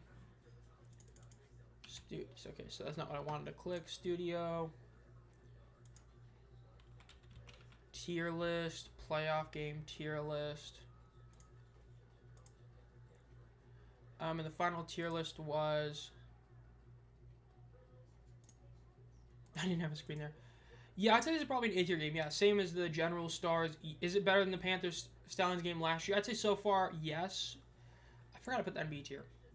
I think this is a solid chance of being an A-tier game. I just rechecked that. I think there's definitely a solid chance of that. Don't count the Stallions for sure. This team's going to be high scoring prediction. AJ quit mid-season. Yeah, he quit like not even mid-season. He quit like in week 3. It was like he quit. So he was gone quickly, but yeah. Yeah, I mean, this is getting close to what I scored. I believe my prediction was 30-27. Michigan wins this one. So my prediction is close. It's not going to happen, obviously, because of the fact that, my prediction was Michigan would miss one of the 1 point, and then they would kick a field goal, but yeah. Called Brady. No. He was calling A.J. McCarron and Desmond Ridder were 2 guys he was trying to get. He was initially, there was issues with Wade Phillips not being with the team pretty much at all. Apparently, he was barely with the team at all during the season. Somebody else is going to be the head coach. He was pissed about it. Basically wanted it to be him is what it came across as. It was bad. Back in 2023, week 1 power rankings, yeah, the Panthers 8th. I did. I remember that. I had them and the Brahmas as the 2 worst teams in the league, and they both ended up, having really good seasons. And this year, I had the Renegades making a win in the championship game. They did not. So they got a really scorching hot. Basically, I'm becoming like the tree of the UFL. Whoever I picked to win the championship game is not even making it to the playoffs. But yeah. Panthers 29, Stallions 20. Yeah, that score ain't happening either just because, again, the Panthers doing it. But, I mean, I was similar. I thought the Panthers were going to miss one of the 1-point conversions, kick a field goal, and then it would be 30 points. But we'll see if Birmingham score here. If Birmingham scores another time here, it's going to make this a really interesting game. Why ain't AJ McCarron on the Stallions roster? No, don't even say that. Dude, so many fans have been pissed off that he gets on there. Returns to the 30-yard line. Tries to cut up at the right, but couldn't make it. It's going to be down about the 32-yard line. Birmingham definitely needs to score somewhat here. Again, you not Michigan have a chance of scoring again, but we'll see what ends up happening here. Hey, I picked them to win the championship that year, I believe. They did not. They didn't even come close. That team, man, should have been so much better. Darius Victor, Case Cookis, Jerron Jones, Sage Surratt. They were not. Monte Diggs, I believe, was on the team. Wild. AJ McCarron wanted to play for the Brahmas. They said no. A few weeks later, they called AJ McCarron. He said no. I mean, hey, dude, if you're AJ McCarron, week 9, literally 5 days before a game, dude, I of course would have said no too. That's absolutely insane. They try to do that. They really put all their eggs in the Calamon basket, which I called out was going to fail, and it did. Incomplete pass. Deion Kane is looking for a flag, but he's not going to get one. So 5 minutes and 5 seconds left. 28-17. I have DC Defenders 20, St. Louis Battlehawks 33. I think mine is a lower scoring game, but it's similar in terms of the score margin. But I think that's going to be a lower scoring game than this one is. 28-17, Michigan over Birmingham. 2nd and 10, down to 4 minutes, 50 seconds left in the third quarter.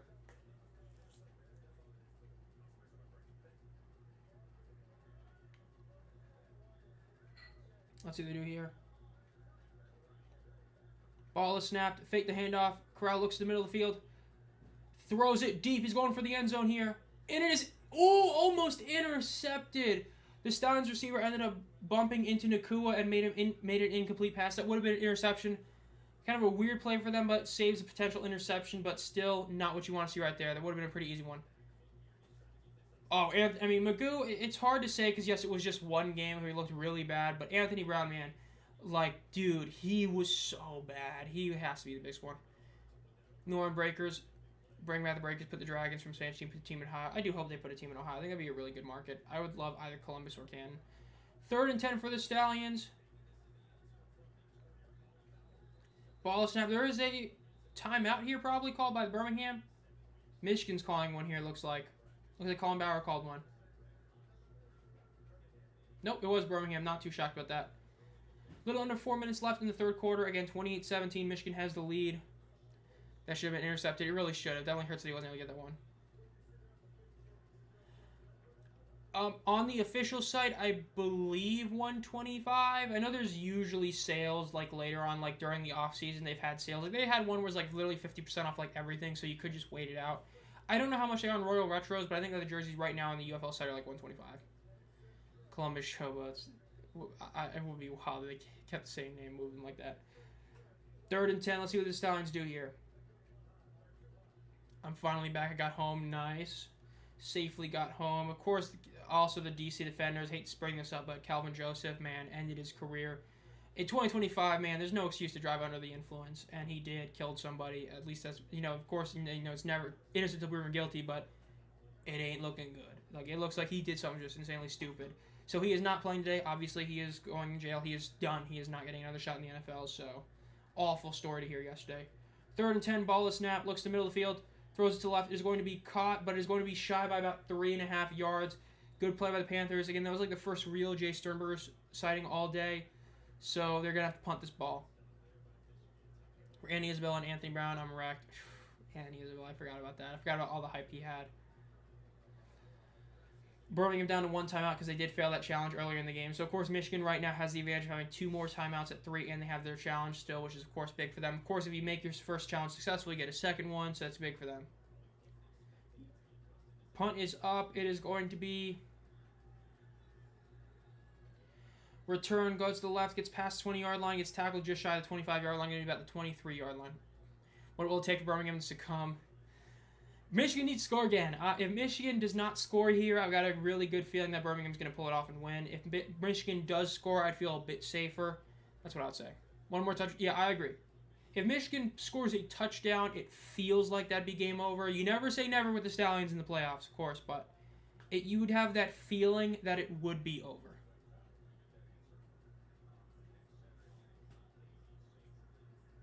3 minutes, 13 seconds left. Michigan is the lead over Birmingham. Michigan gets the ball here. Let's see what they do. They do got to definitely keep this clock going. Just keep running the ball, doing the passes, everything they do. I would just do Columbus or Canton. Well, if you do Canton, I would do Ohio. If you do Columbus, I'd do Columbus. That's what I'd say. Motioning Turner to the right side of the field. Ball snap. They fake the handoff. Quick throw to Turner, who does not catch the ball. Definitely some miscommunication right there between Perkins and Turner. Somebody made a mistake there. Ended up being a throw that was like nowhere really near him. It was still within reach, obviously, but not great. I do not know how long that takes. Because I know, like, Cody Rhodes wrestled through a torn pectoral, but I know it usually takes, I think, about 8 months, I believe. 2nd and 10 for the for the Michigan Panthers here. Looks like Skip is still going to be trotting out Matt Corral for this game. They're still talking to Corral, but it's time to see what Michigan can do here. 2 receivers on both sides of the ball, close to the line of scrimmage. Ball is snapped. They're close to the offensive line. Throws over the middle. It's caught by Turner, who gets the first down. Still on his feet. Breaks the tackle. Still on his feet after another broken ankle tackle. Still going. He's going. God, it looks like it's going to be a touchdown for Michigan. He beats him. It's a touchdown. Michigan is up 34-17 with 2 minutes and 26 seconds left in the game. Or in the quarter, my apologies, in the third quarter. Unbelievable. 34-17. Malik Turner with the touchdown. My goodness. 76-yard reception touchdown. Absolutely insane play right there. My goodness. Absolutely insane. How you doing, man? I'm doing a lot better right now that Michigan just got what could be the game-ending touchdown right there. 34-17. Insane. Giddy up, bro. Gee, man, you don't got to do them like that. Dang, stick a fork in them. They're cooked. They're going for one again. Can they make it 5 for 5? They're in shotgun. Motioning Toa to the right. Motioning Ross across the middle of the field. It is a handoff. They do stop him here. So Michigan is currently 80% on one-point conversions in the playoffs. 34-17. It is still technically a two-score game that can't be stressed out enough. It is still technically a two-score game. If Birmingham scores, they have to go for 2 or 3, and they have to get it and then do the opposite the next time. So it is still a two-score game. But we'll see. Imagine Ohio, Michigan, UFL, that'd be huge. Will this quarter be over by 6? Oh, God, yeah, that's true. It definitely would. It will be rough if this game goes on to like 6:20. Panthers finally learned the lesson from last season. We'll see. Beham is... That could be the game-ending touchdown. But again, remember, it is still a two-score game. If Birmingham scores a touchdown and goes for 3, it becomes an 8-point game. So it is still not over, but it feels like this is the end. While Beyond Reign of Terror is over, hey, we can hope, but it's still nothing is, they came back down 19 before. This is a worse comeback. Or this is the easier comeback. Now, granted, they had a lot more time to do that one, but this is still only a two-score game. They can just stop Michigan, so this drive will be important. If Birmingham scores in this drive, it's still a game. If they don't, Michigan probably wins. They're going to kneel it, so let's see what they do here. There's a flag. I think it went out of bounds, so we'll see. Just insane. Anybody seen worse tackling before? Massive. Massive.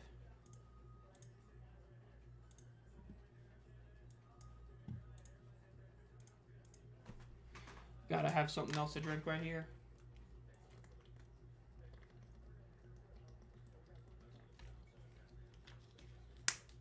It would be cool to see him in the USFL side as well. That would be cool. First there for the Stallions. This is make or break drive right here. They need to get some sort of points on the board. Even if field goal still makes it a much easier two-score game. It's a QB draw because of some... Nope, we got to throw it. Looks like it was going to be forced to draw instead of an Ingley pass. Again, great pressure by the Panthers right there. Massive play by them. With a face it there.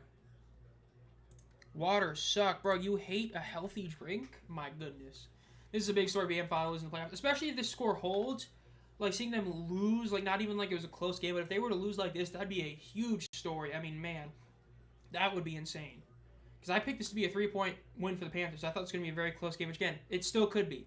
Birmingham scores a touchdown here. They go for 3. It's an 8-point game like that. So we'll see. Under 2 minutes left in the third quarter. Again, we're at 5:23 time, so not looking great there. We'll see.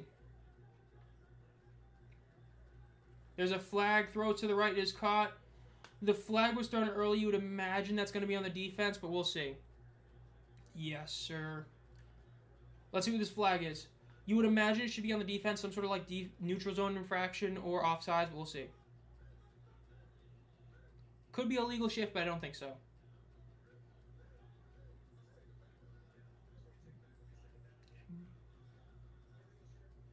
Illegal shift, yep. I didn't think it was going to be, but it could have been, so yes. No, that game will be on the Fox Sports app and Fox, because that game is on Fox. So that game will not be on ESPN+. AJ Tarpley hungry. Minute and 39 seconds left for Birmingham in the third quarter. 2nd and 15.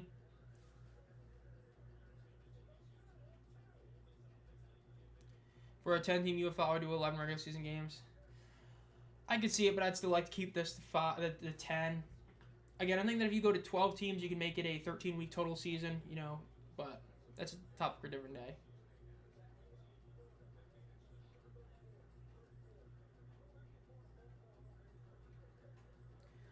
Third and 10. 3 receivers to the left, 2 to the right. This is almost 4-down territory. They can if they score a touchdown here. Pressured. Rolls to his right. He's going to run it. He gets about a yard shy of the first down marker. You got to go for it. It is crazy. You got to go for it. If they don't give you the first down, you have to go for it. Also, what team wins? I hope this league stays. I fully agree. Yeah, we definitely need the UFL to stay. Hate not having, like I get there's arena football, but you got to love having the UFL around during this time of the year, especially a bit earlier on. They're going to go for it. I agree with this call. You have to go for it. This is almost the game, not fully, but this almost is. If they get this, this is still a very much winnable game for Birmingham. If they don't, it's going to be a really tough win for them. Ball is snapped. Fake the pitch. Corral throws over the middle. It is caught. Massive. 35, the 30, the 25. Gets out of bounds about the 23-yard line. Birmingham still has life. They might just... This is a massive play for them right there. Stallions have 4 years of highlights to rewatch. They don't need this win true. That was a beautiful play right there. Throwing the deep pass, cut to the right. Great little crosser route, and it was a massive one. That's a huge game for Birmingham. They're already in field goal range, like comfortable field goal range. That's huge for them right there. That's a clutch play right there. I fully agree with that. The delivery for the actual game, he has to speed up his speech on YouTube, get in the comments too, but Tommy definitely call a game. Honestly, true. It is true how it is trying to read the comments while doing the play-by-play. And then having to do color as well, it's a tough one. Doing triple duty, baby. That was a huge play for Birmingham. This makes it a very much live game for them. Again, a touchdown plus a 3-point conversion or a 2-point conversion makes it a 1-score game. Well, looks like they got some sort of penalties. They're going to be within the 10-yard line. The 9-yard line. Let's see what they can do here. Running back to the right and left. Or not two running backs, players to the right and left of Crowley. Last play of the quarter. Fake the handoff. Throw to the right. It is caught. Incomplete. Deon Kane dropped it. My goodness. You did not see that. Deon Kane just straight up dropped that one. That's a rough one for him to drop right there. If he catches that, that's a touchdown right there. Absolutely insane. That's rough. I know there was some good hand fighting by the defender there, but Kane should have come down with that one. He should have come down with that. That's a rough one for Kane to drop right there. Hopefully it doesn't bite them in the ass, but that was definitely a rough one there. End of the third quarter. We have about 30 minutes for this quarter to end. Hate to say, but we need this game to end within 30 minutes. We do not want to see it cut into like 20 minutes into the other game. Do not want to see that. Of course, remember, after this game is over, I'm going to immediately end this stream and open up the other stream. So go to the channel for that one. So that will be up right after this game is over. Going to run the field tackle. We have the signs. Let's see. Trending. Nope. NASCAR's trending despite being on that. That's actually impressive. Denny Hamlin. Okay, so let me see. While we're still in commercial break, PGA, who's winning the golf tournament. Sam Burns is up by 1 stroke. He might actually pull this one off. That'd be a cool win for him. Shame that Lowry ended up failing. Or not failing, but falling. NASCAR. Who's winning right now? Danny won. Wow, the race is already over. Wow, Danny won. Larson got 5th. Bubba got 4th. Gibbs got 3rd. And Gibbs got another close one, not winning.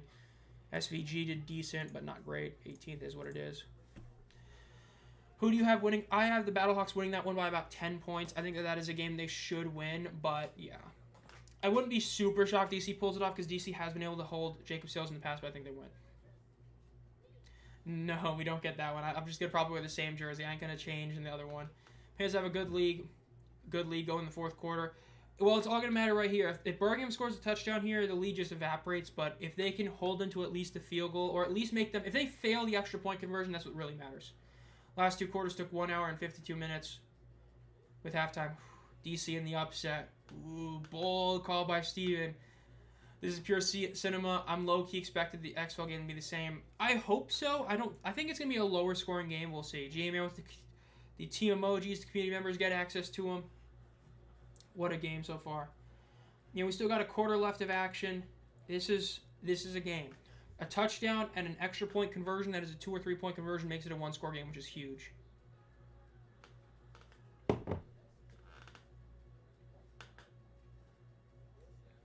Jumping in the sideline, bro. What the hell?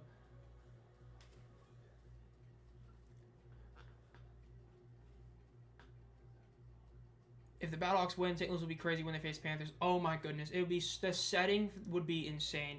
You know that would be that might break the week 1 record, last year week 2 record, whatever it was, of 40K if they make the championship game against the Panthers. mean, both games that they've played have been incredible. You had one that was an insane defensive battle, and the other one was a high-scoring one. It'd be insane. It'll be very interesting. The TV ratings is the interesting one because you do have the Nations League final going on right now, which isn't like the biggest event in the world, but like in the world, yes, but for America isn't the biggest thing in the world, but that is still a big deal because Ronaldo's in it. So you do have that going on, which does hurt. But again, the NASCAR race being on Prime does help. Again, it's a little thing that helps. The tennis match ended way earlier. It's not like a major's going on right now, so hopefully there's solid TV attendance. I expect to be the best number of the season for the Stallions, which that'll come out probably the next 20 minutes, honestly, but we'll see. But, you know, we never know. Can DC defend the deep ball to Butler? I honestly think the biggest question is going to be the ground game. I know I've said in the past, if their ground game is even somewhat competent, I think they have a good shot at winning. It's just that the season for DC's ground game, like if you eliminate the one big Deion Jackson run per week, their ground game is insanely weak. I think that's going to be the biggest deciding factor. But I do read the deep ball for Butler is going to be a big deal. Mainly about Duggan. If you pressure Duggan, he is nowhere near as good as he is unpressured. But he's still a great dual threat quarterback, so we'll see. Ball is snapped. Crowd looks to the middle field. He's going to run. It's a QB draw. He gets about 7 yards. They're going to be down to about 3rd and goal from the 2-yard line. Do you think the Panthers will be talking about? I think it'll be talked about a decent amount for beating the Stallions, but it's not going to be like a massive thing. But I think they definitely will get some talk. I think if St. Louis wins the championship, there'll be a decent amount of people talking about it. But beating Birmingham in the playoffs, I think is going to definitely get a decent amount of eyes on the Panthers. But I don't think it's going to be insane. I don't know about 100% capacity, but it's definitely going to be opened up a decent amount. Because we know last year the amount of people bought tickets beforehand. It'll be interesting. Definitely a shame that Gidna got hurt. Really hate that he got the IR and was out for this game. And he's going to be out for next week too. 3rd and goal. They fake the handoff. Throw it deep to the corner. Did he make the catch? He caught it. It is good. Birmingham is back in it. 34. Well, not yet, but they're potentially back in it. 34-23. Again, they have to go for 2 or 3 here. This is a big deciding factor. Davy Davis with a great reception touchdown. My apologies. But do you go for 2 or 3 here? You need to get one of them. You don't know for sure if you're going to be able to get 2 full drives, kick a field goal, and get another extra point. You might go for 2 here, hope that you can potentially get a field goal, fall by a touchdown, but we'll see. I would go for 2 here personally. I think it's a safer option. You don't have to go for 3 yet, but you need to get at least 2 points to make this a 1-score game. I would go for 2 here. Let's see if they do. 34-23. Again, I go for 2 here. Extra points, what really matters here. I would go for 2. I like this decision. This is a good decision for Birmingham. 4 receivers to the right, 1 to the left. Corral's by himself in shotgun. Ball is snapped. Looks to the middle of the field. Throws it. It is going to be intercepted or incomplete, so no goal. 34-23. That is a massive, massive blunder for the Stallions right there to miss that one. So it is still a 2-score game. Of course, the big thing is, though, if they do get a field goal, they do make it back into that 8-point game. Definitely a hurt one right there. You get nothing. Good day, sir. True, you get that great touchdown, which is huge, but that really only helps if you're able to score again, because now you have to stop Michigan at least twice. Should have went for 3. I honestly like the decision to go for 2, just because the fact that if you get the 2-point conversion and then Birmingham or Michigan scores a field goal, it still ends up, meaning a field goal ties it. Whereas going for, I don't know, I like the decision to go for 2 here, but they needed to score either way, and they didn't. That 2-pointer might be the difference. It really could be. Again, big differences are those extra points. The fact that Michigan has been so much more consistent. That's the one thing I've said. Even though for most teams going for 2 is statistically better than going for 1. Michigan, with how their team is built to be able to convert 1-point attempts. And them being 80% successful, that is 4 extra points they have on the board over Birmingham. Well, obviously Birmingham did convert the one earlier. But it's the fact that Michigan can almost guarantee a 7-point every single touchdown is huge. Skip Holtz is the Stallions head coach. Kick is up. It is going to be deep. Returned about the 5, up to the 10, the 15, the 20, cutting to the left. The 25, and he gets tackled at about the 26-yard line. Good coverage by the Stallions, stopping them shy of the 30-yard line. You got to get a stop here. Should they do the 4th and 12? No, I definitely don't think you should do it now. That's what you do late. That's what you do after. Because what allows you to happen is if you stop them here, you go for a drive, you kick a field goal, you can then go for the 4th and 12 there. I like the decision to kick it off here. You got to trust your defense. At the end of the day, if your defense can't get a stop here, you do not deserve to win the game. I do like the decision to kick it off. Again, your coverage unit did a good job. They got to stop him here. They haven't, but they got to do it now. They have to do something here. If you go for 4th and 12, I don't know if they're going to convert that one right now. We want a Perkins show. Let's see what they do here. 1st and 10. In shotgun, three receivers to the right, or two to the right, one to the left. Motioning one of them from the right to the left. Going back to the right. Fakes the handoff. Perkins rolls out to the right. He throws it. It's going to be a screen pass, but it's going to be... Ooh, is this an incomplete pass or a fumble? They're calling it an incomplete pass. The Stallions are wanting a fumble, but I think that was another incomplete pass right there. I really don't like that play call by the Panthers either. That was definitely a poor play call. I do not understand that one. Didn't work anyway. This could be. The Panthers, remember, are 0-7 all-time, including the USFL and playoffs. They're 0-7 all-time. This would be their first ever win. Showing the replay. Oh, he definitely didn't catch that. He didn't even soar out of the ground. He literally got that and immediately lost it. Good call by the refs. Incomplete pass. Let me see it again. Okay, caught it. Depends if they called it a football move. Honestly, I don't think that's a fumble, but they could see it. It was when he caught the ball, he ended up getting both feet down, but are they if they're considering that he caught the ball like here, that's going to be an incompletion. Let's see. That's a tough one. They could overturn that. Let's see. He held it. Yeah, that could be, because it looks like he may have done a football move. That's the whole thing. Did you catch it with two hands? He caught it initially like that. So he caught it immediately. He had 2 feet down, so that's 2 feet down. Did he do a third step? No. But did he do a football move? You can debate that he did that. So I think that might be a fumble, and if it is a fumble, that will be Birmingham's football. Or should be. Let's see. Both foot down. Oh, both feet down.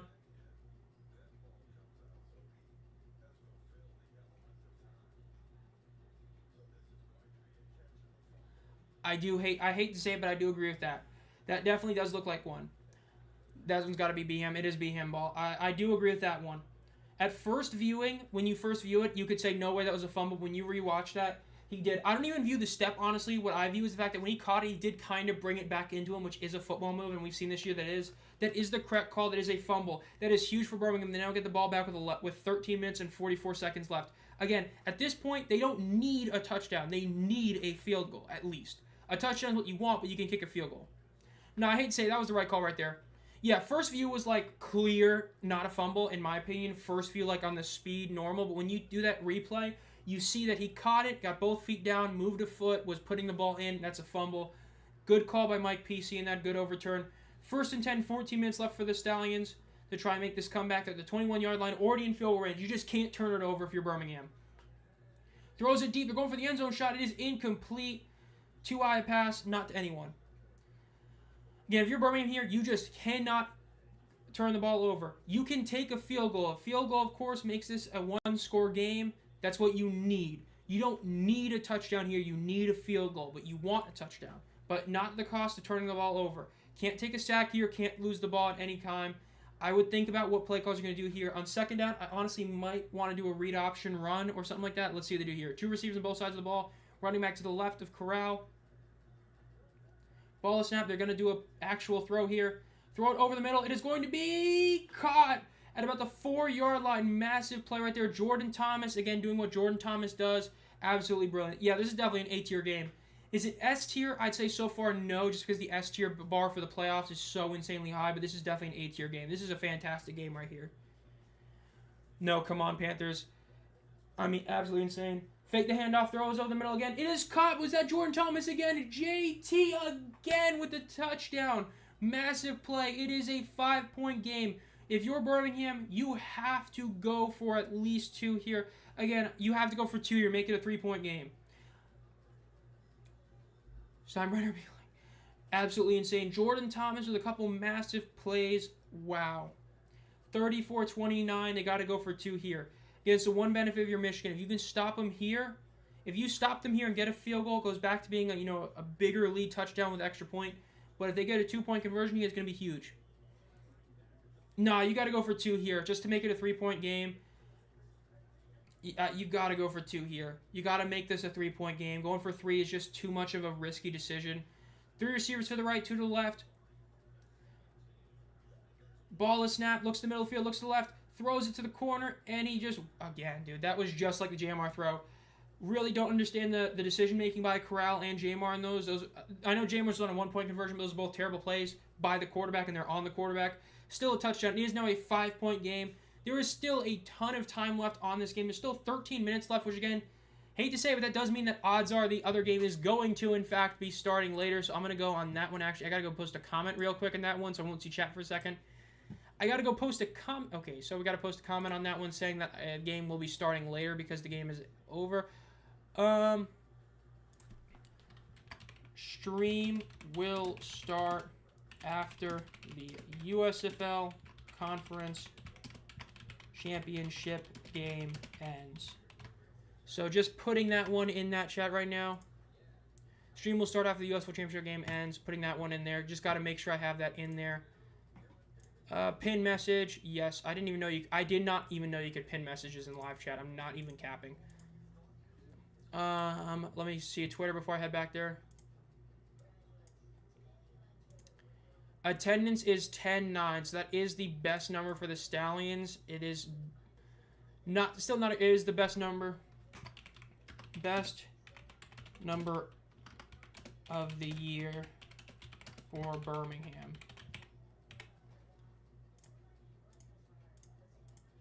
So yeah, attendance is 10,928. That is the best number for the Stallions all season. They had 10,330 at 44 was their best earlier. Like that was their best of the season. Last year their playoff game was and it's actually better than last year's playoff game as well. So that's actually pretty good. It's better than last year's playoff game as well. Let me go to home real quick. I gotta retweet that. Delete. Scroll down. I scrolled too far down, chat. Best game of the season for Birmingham and better than last year's playoff game. So that's a solid number right there because last year's playoff game was a little bit less than that, so it's actually a pretty solid number right there. Massive W for Birmingham. Again, I know some are going to act like it should have been higher. No, it's a legit solid number for them. So we not loading. Thank you, Twitter. Go back up. Touchdown Stallions. Heart.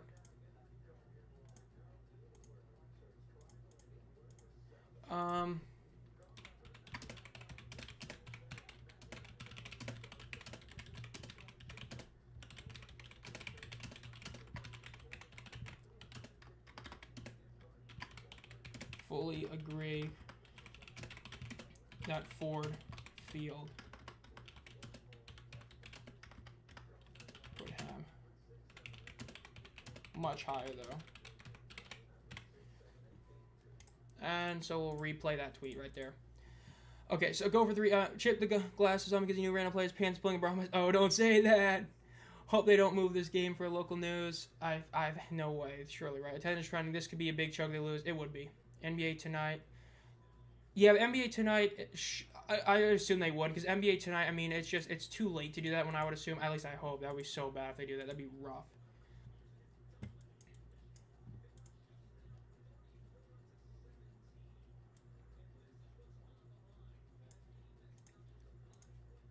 Roll back down.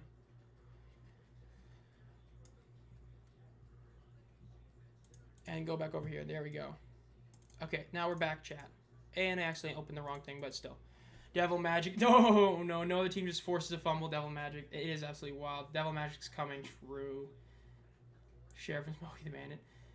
They're like the Chiefs. I mean, this is insane. So, I mean, again, Michigan does have their super challenge left. Birmingham used and failed theirs. So, Michigan, if they're here, they need to score at least a field goal. They can make this, an 8-point game, which would be huge for them. Let's see if they do it. And he gets down about the 36-yard line. Hold up. They're going to make this 36. Yeah, so they need to make this an 8-point game. Need a field goal at least, make it an 8-point game to try and at least force overtime.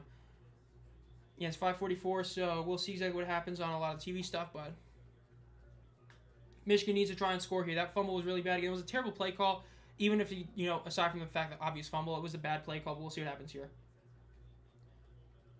Yeah, this is Perkins' first game in obviously a few weeks, which again, I was not a fan of that decision, not playing him last week, but it is what it is. They got decent field position here. They got to do something. I agree. You haven't been playing all 3, but you got 3 really good running backs, and you got Perkins. I know Perkins is hurt. Run the ball. I fully agree with that. They should not be passing too much. Only pass every couple plays. 1st and 10 for the Panthers. Ball is snapped. They hand it off, or they fake the handoff, and it's going to be a quick throw to the right. It's caught by Cole Hicatini. Once again, goes out of bounds for about a 6-yard gain. Hicatini's been really good so far. Absolutely incredible game so far. The XFL game is going to be on Phox at 6 o'clock EST. I will be live playing that on a different stream on the same channel. Though, as I put in a pin message on that stream, I will be starting that one once this game is over. So it'll probably start like literally 30 minutes late at this point. I hope this game doesn't end at 6:30. If it goes to OT, it might. That'd be really bad for the league right there. When you consider the fact that both teams at the same time. We'll see. 2nd and 4. 12 minutes and 30 seconds left. Michigan is in shotgun. 2 receivers on both sides of the ball. They drop back to throw again. Rolling up in the pocket. Rolling to his right. He's going to run it. Ooh, that's going to be a horse collar tackle right there. Carlos Davis with a really poor tackle right there. It's going to be another like 15-yard penalty, I believe. Horse collar tackle. Really easy to see right there. Yep, horse collar tackle. That's a bad penalty by him. Perkins wouldn't have even gotten 15 yards regardless. That was a bad play by Carlos Davis right there.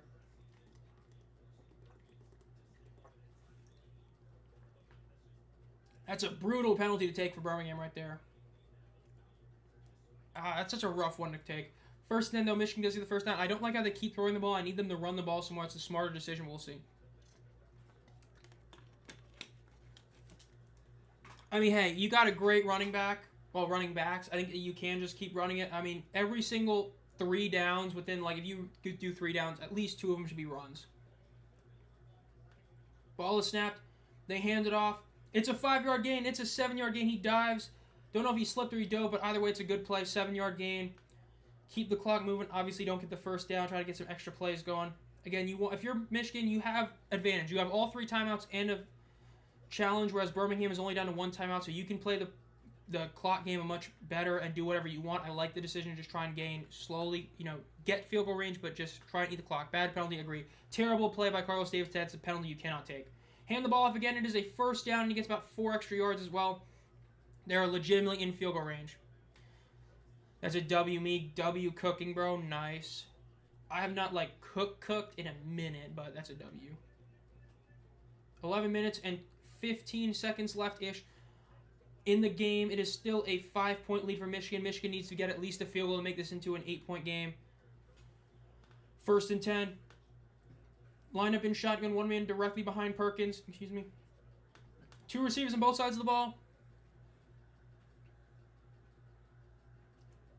Ball is snapped. They hand it off. Again, it is going to be about a 4-yard gain. About a 3-yard gain. About a 3.5. 3.5-yard gain. Solid play right there for the Panthers. I like that call. Now on 2nd down, here I would honestly play action, do a little quick curl route or a little quick, in route. Just something short. Gain about 5-6 yards on a quick little play action pass. You got Colbert in there, so you might be thinking it's going to be reception. We'll see. Have to get at least 3 here, 4 sure. You just can't turn the ball over. Nope, they're going to do no play action. It's going to be a straight throw, 5 wide. 3 receivers to the right, 2 to the left. They might do a read option or a QB draw, though. Ball is snapped. Perkins looks to the middle. It is a QB draw. 20. Gets tackled just shy of the 1st down. That's actually really solid. He's going to be tackled about 1 yard shy of the 1st down marker. Just run it here. You have Toa. In this scenario, you might as well just straight up run it up the middle. Just see whose line you beat the other one. Under 10 minutes left. 3rd and 1 now. Toa is back in the game. I would like just to go straight in.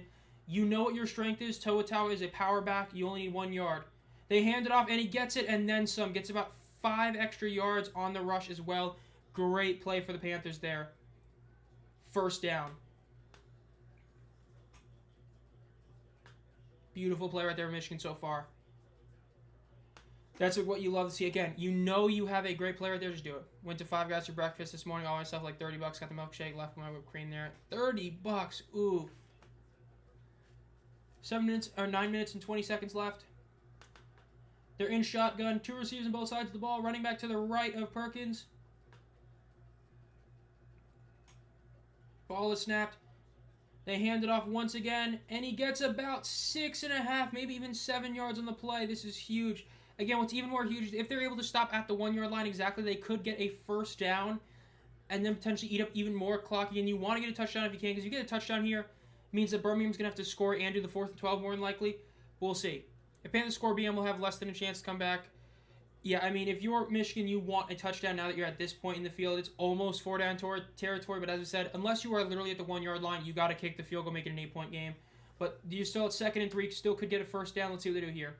8.5 minutes left. Motioning Ross to the right, to the left. They hand it off again, and it's a touchdown. Michigan is up 40-29.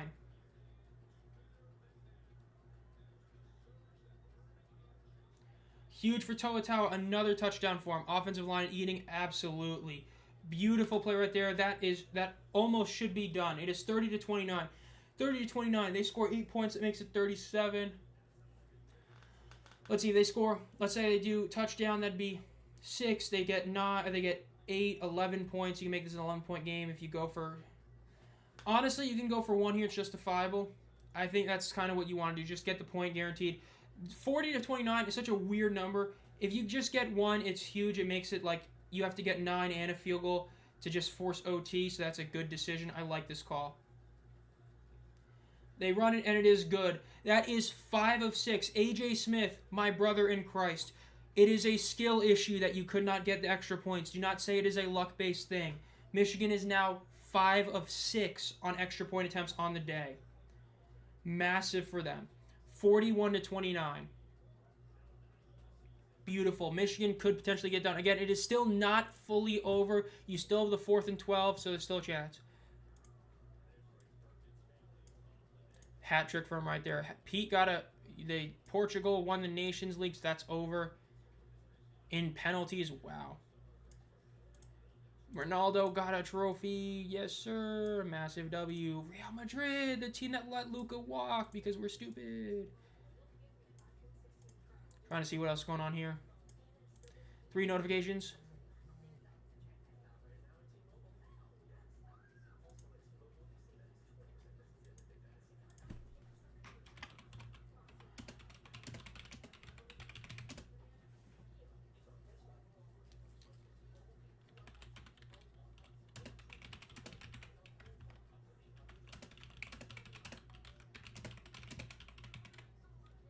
They were. Hopefully, the league goes back.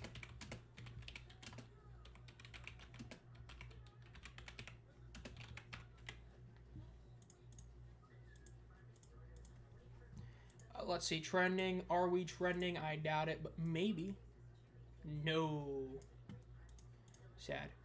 70 points scored is crazy. Yeah, I knew this was going to be a high-scoring game, but, like, this is even more than I thought. There's still 4th and 12 massively tired defense. Was the highest spread at all time. Highest spread, I do not know, honestly, top of my head. But yeah, this game is still not over. What Carr is saying is still true. With the 4th and 12, it is still technically anyone's game. It is a 12-point game. Now, that does mean that Birmingham is going to have to score a field goal, touchdown, and a 3-point conversion because, like, odds are there's just almost no way they get 3 full drives, barring Michigan just goes 3 and out, like, back-to-back times. It is 5:55 or 5:53. So this does mean that we are definitely going to be having to push back the XFL stream a little bit, which also means that this is going to eat up in the other time, which is not what you wanted to see, but is what it is. We'll see. Why only 11K protective is not hot and rainy? Well, it was rainy earlier today, but it's just, I mean, it's Birmingham, is what it is. I know they had to lower ticket prices, but it's still their highest playoff game in the last, this year or last year, which is good. It's still the highest number of the season, which you love to see. I remember a game, Chiefs-Rams. Yeah, I mean, that was a classic. The Jared Goff, Pat Mahomes masterclass game was insane. I mean, it was like, 52 to 50 was the final score, something insane like that. That was an insane game.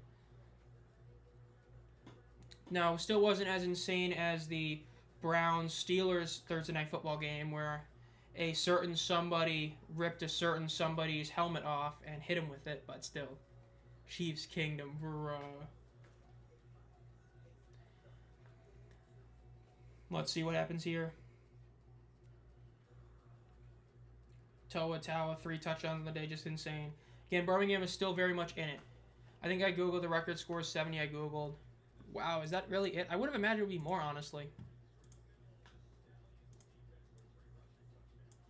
Got to get points here. Now this is with the UFL. Jump Players, yeah, absolute home run game. This is definitely an insane one right here.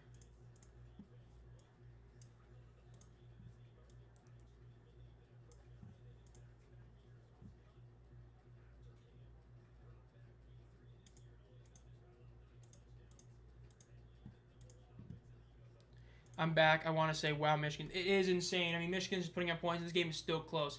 How do you feel about the badge? It's the joke. Is it really a rivalry? One team kicks the other's ass. I know the regular season is close, but the playoffs is pretty clear. Mahomes just keeps beating Allen.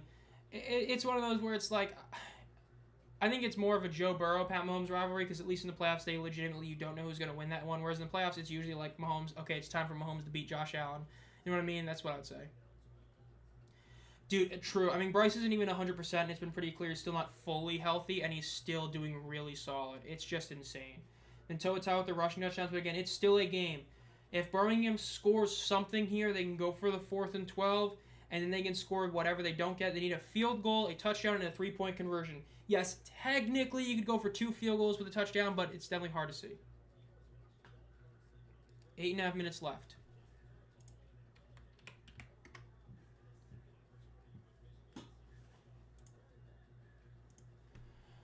They throw it to the left. It's going to be incomplete. Person was not able to make the catch.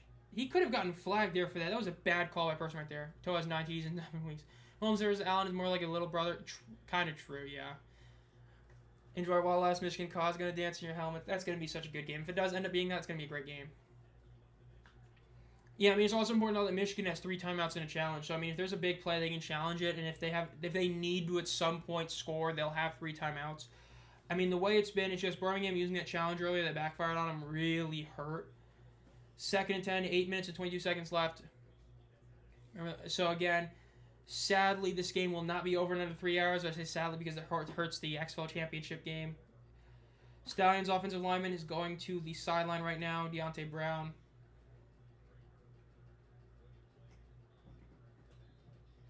Mahomes Allen is mirroring like refs. Oh, good old Mahomes. Mahomey, bro. That throw looked a little Mahomey. Let's see what Stallions do here. 8 minutes, 22 seconds left for them to try and make this 12-point comeback in shotgun. 2 receivers on both sides of the ball. Ball is snapped. Looks to the middle of the field. Throws a little check down to Deion Kane. Gets to the 40-yard line. Gets the first down. Goes out of bounds about 3 yards past the line to gain. Solid play right there. Get the first down. You got to just score here.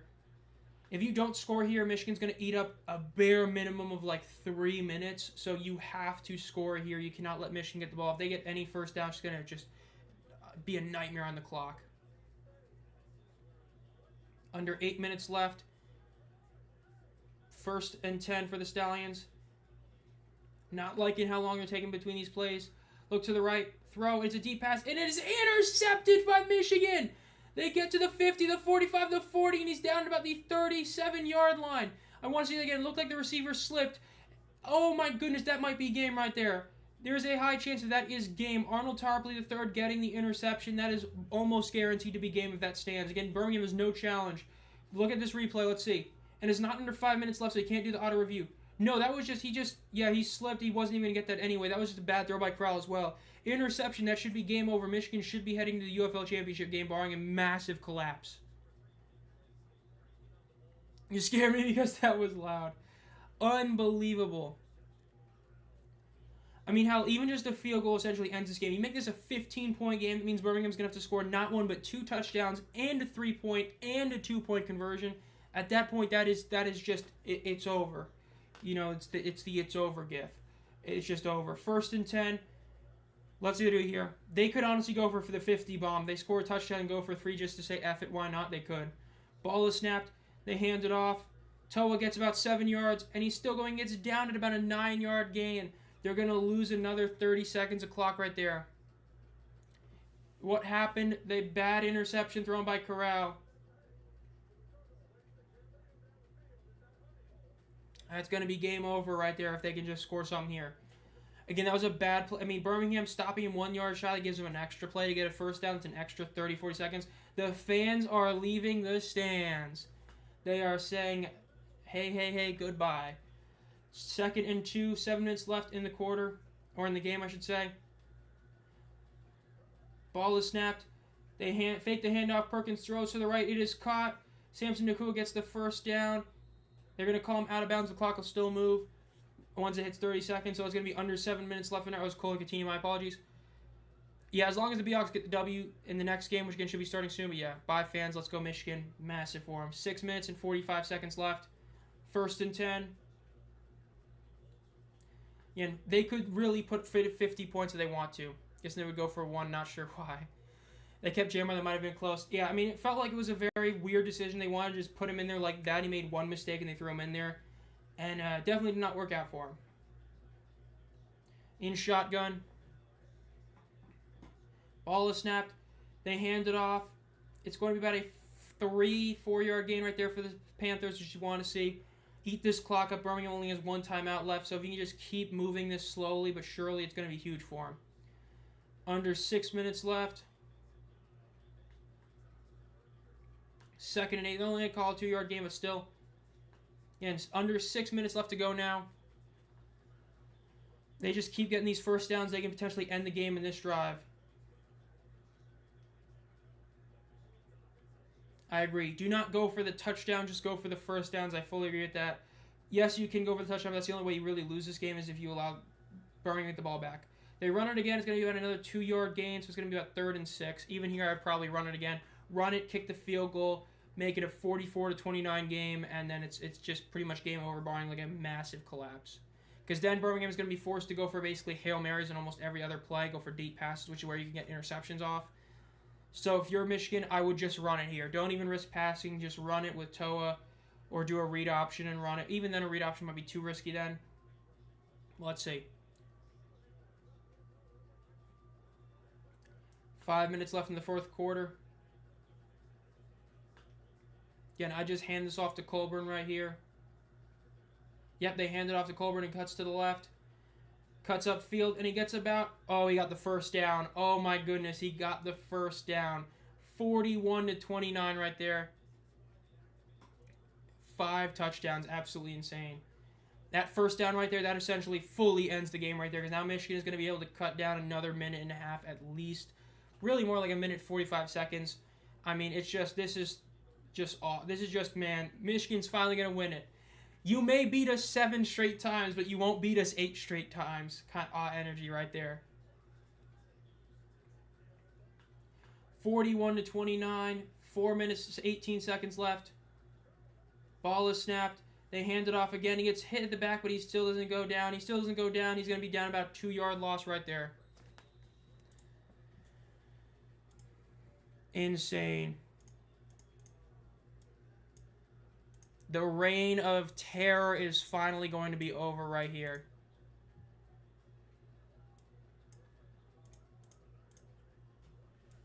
It's over. They're finally going to get it. My goodness.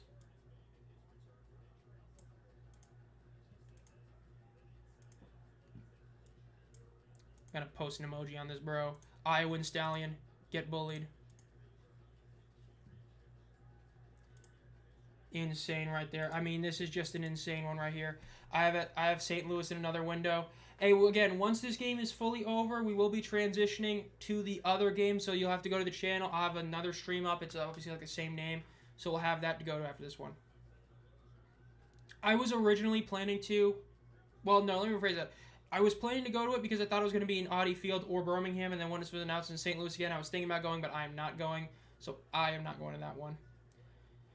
What trophy most Michigan get? They will get the USFL Conference Championship trophy, which is the USFL Championship trophy from the USFL back in 2022 and 2023. Panthers, you better win it all. 3rd and 12, and it's going to be a 4th down. They just kicked the field goal. I mean, Birmingham, they still probably going to actually somewhat try to get this one. I mean, they're still technically somewhat in it, but you know what I mean? Like, yeah, they're technically in it, but not really. So, yeah. We'll see, though.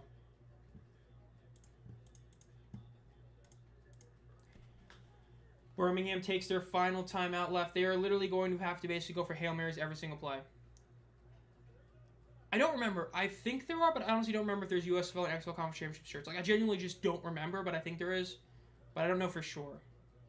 I know there's like a championship shirt, but I don't remember for sure if there's one, honestly. I don't think so, but there might be.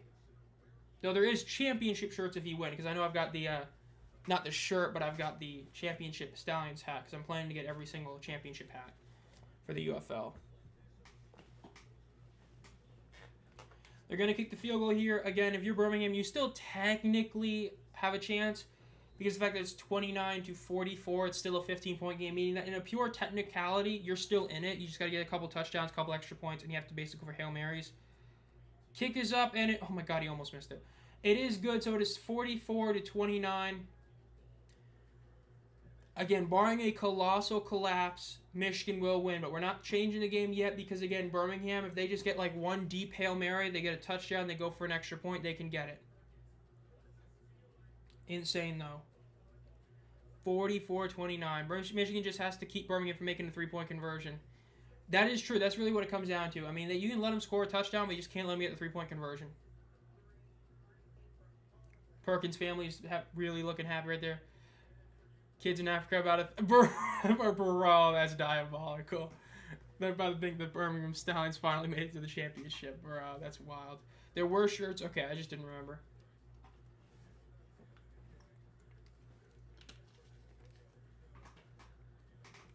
Can't wait to buy the overpriced t-shirt. I really hope I find a code from somebody. I'm going to have to ask a season ticket holder what the code is so I can get cheaper. 2 minutes and 43 seconds left.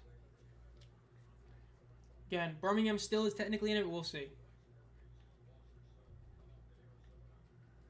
Kickoff is up. It is going to be down and returned initially at about the 5-ish yard line. Gets to the 10, gets to the 15 to 20, gets tackled at about the 20-yard line. Over the game, baby. Go Panthers. Hey, it's still technically not. Never say never, but we'll see. I got you the season ticket member code. Yeah, if they do make it to it, I'm definitely going to DM some people and ask about the code. So if I can get it, it'll be a massive W. But yeah. Massive. I mean, absolutely insane. The Panthers could finally get it done. Nick Chubb is a Texan. Wait, are you serious?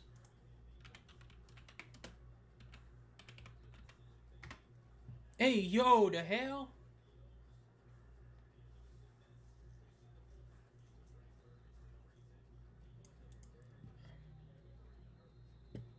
Hold up, let me see. I ain't seeing that.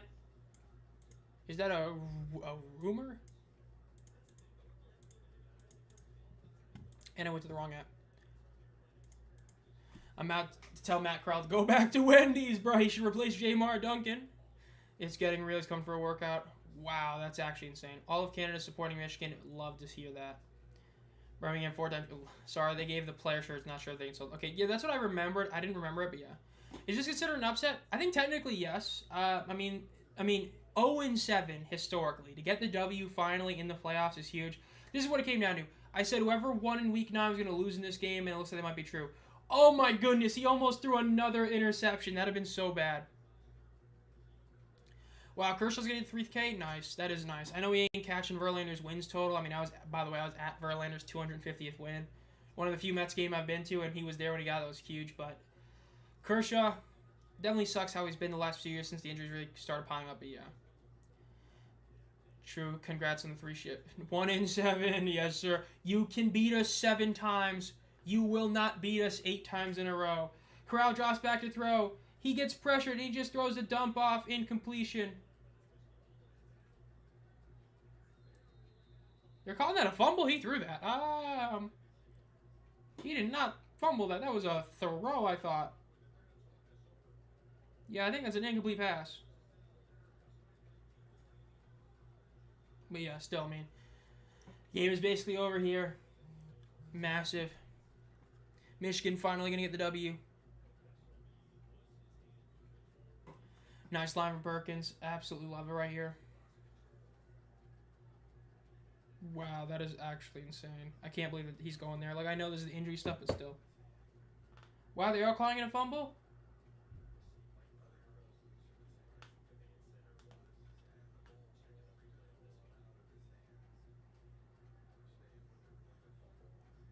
Ruling on the field is standing. STM is season ticket member.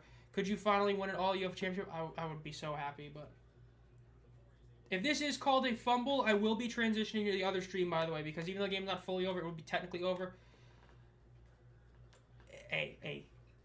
I am happy Michigan's going to get the W. It is Michigan ball. Okay, I'm going to transition to the other stream. So, leave this one, go to the other one. If you're only watching this one, I hope you enjoy this one. Think about becoming a community member, blah, blah, blah. I'm going to the other stream, so go to the channel. You can go to my channel. It should be the next thing. It is the Battlehawks versus the Defenders. I'm going to that stream, so this one is ending right now. Again, thank you for all being here. Even the sunshine. So again, go to the other stream. I'm going to head to that one right now. So see y'all in like 3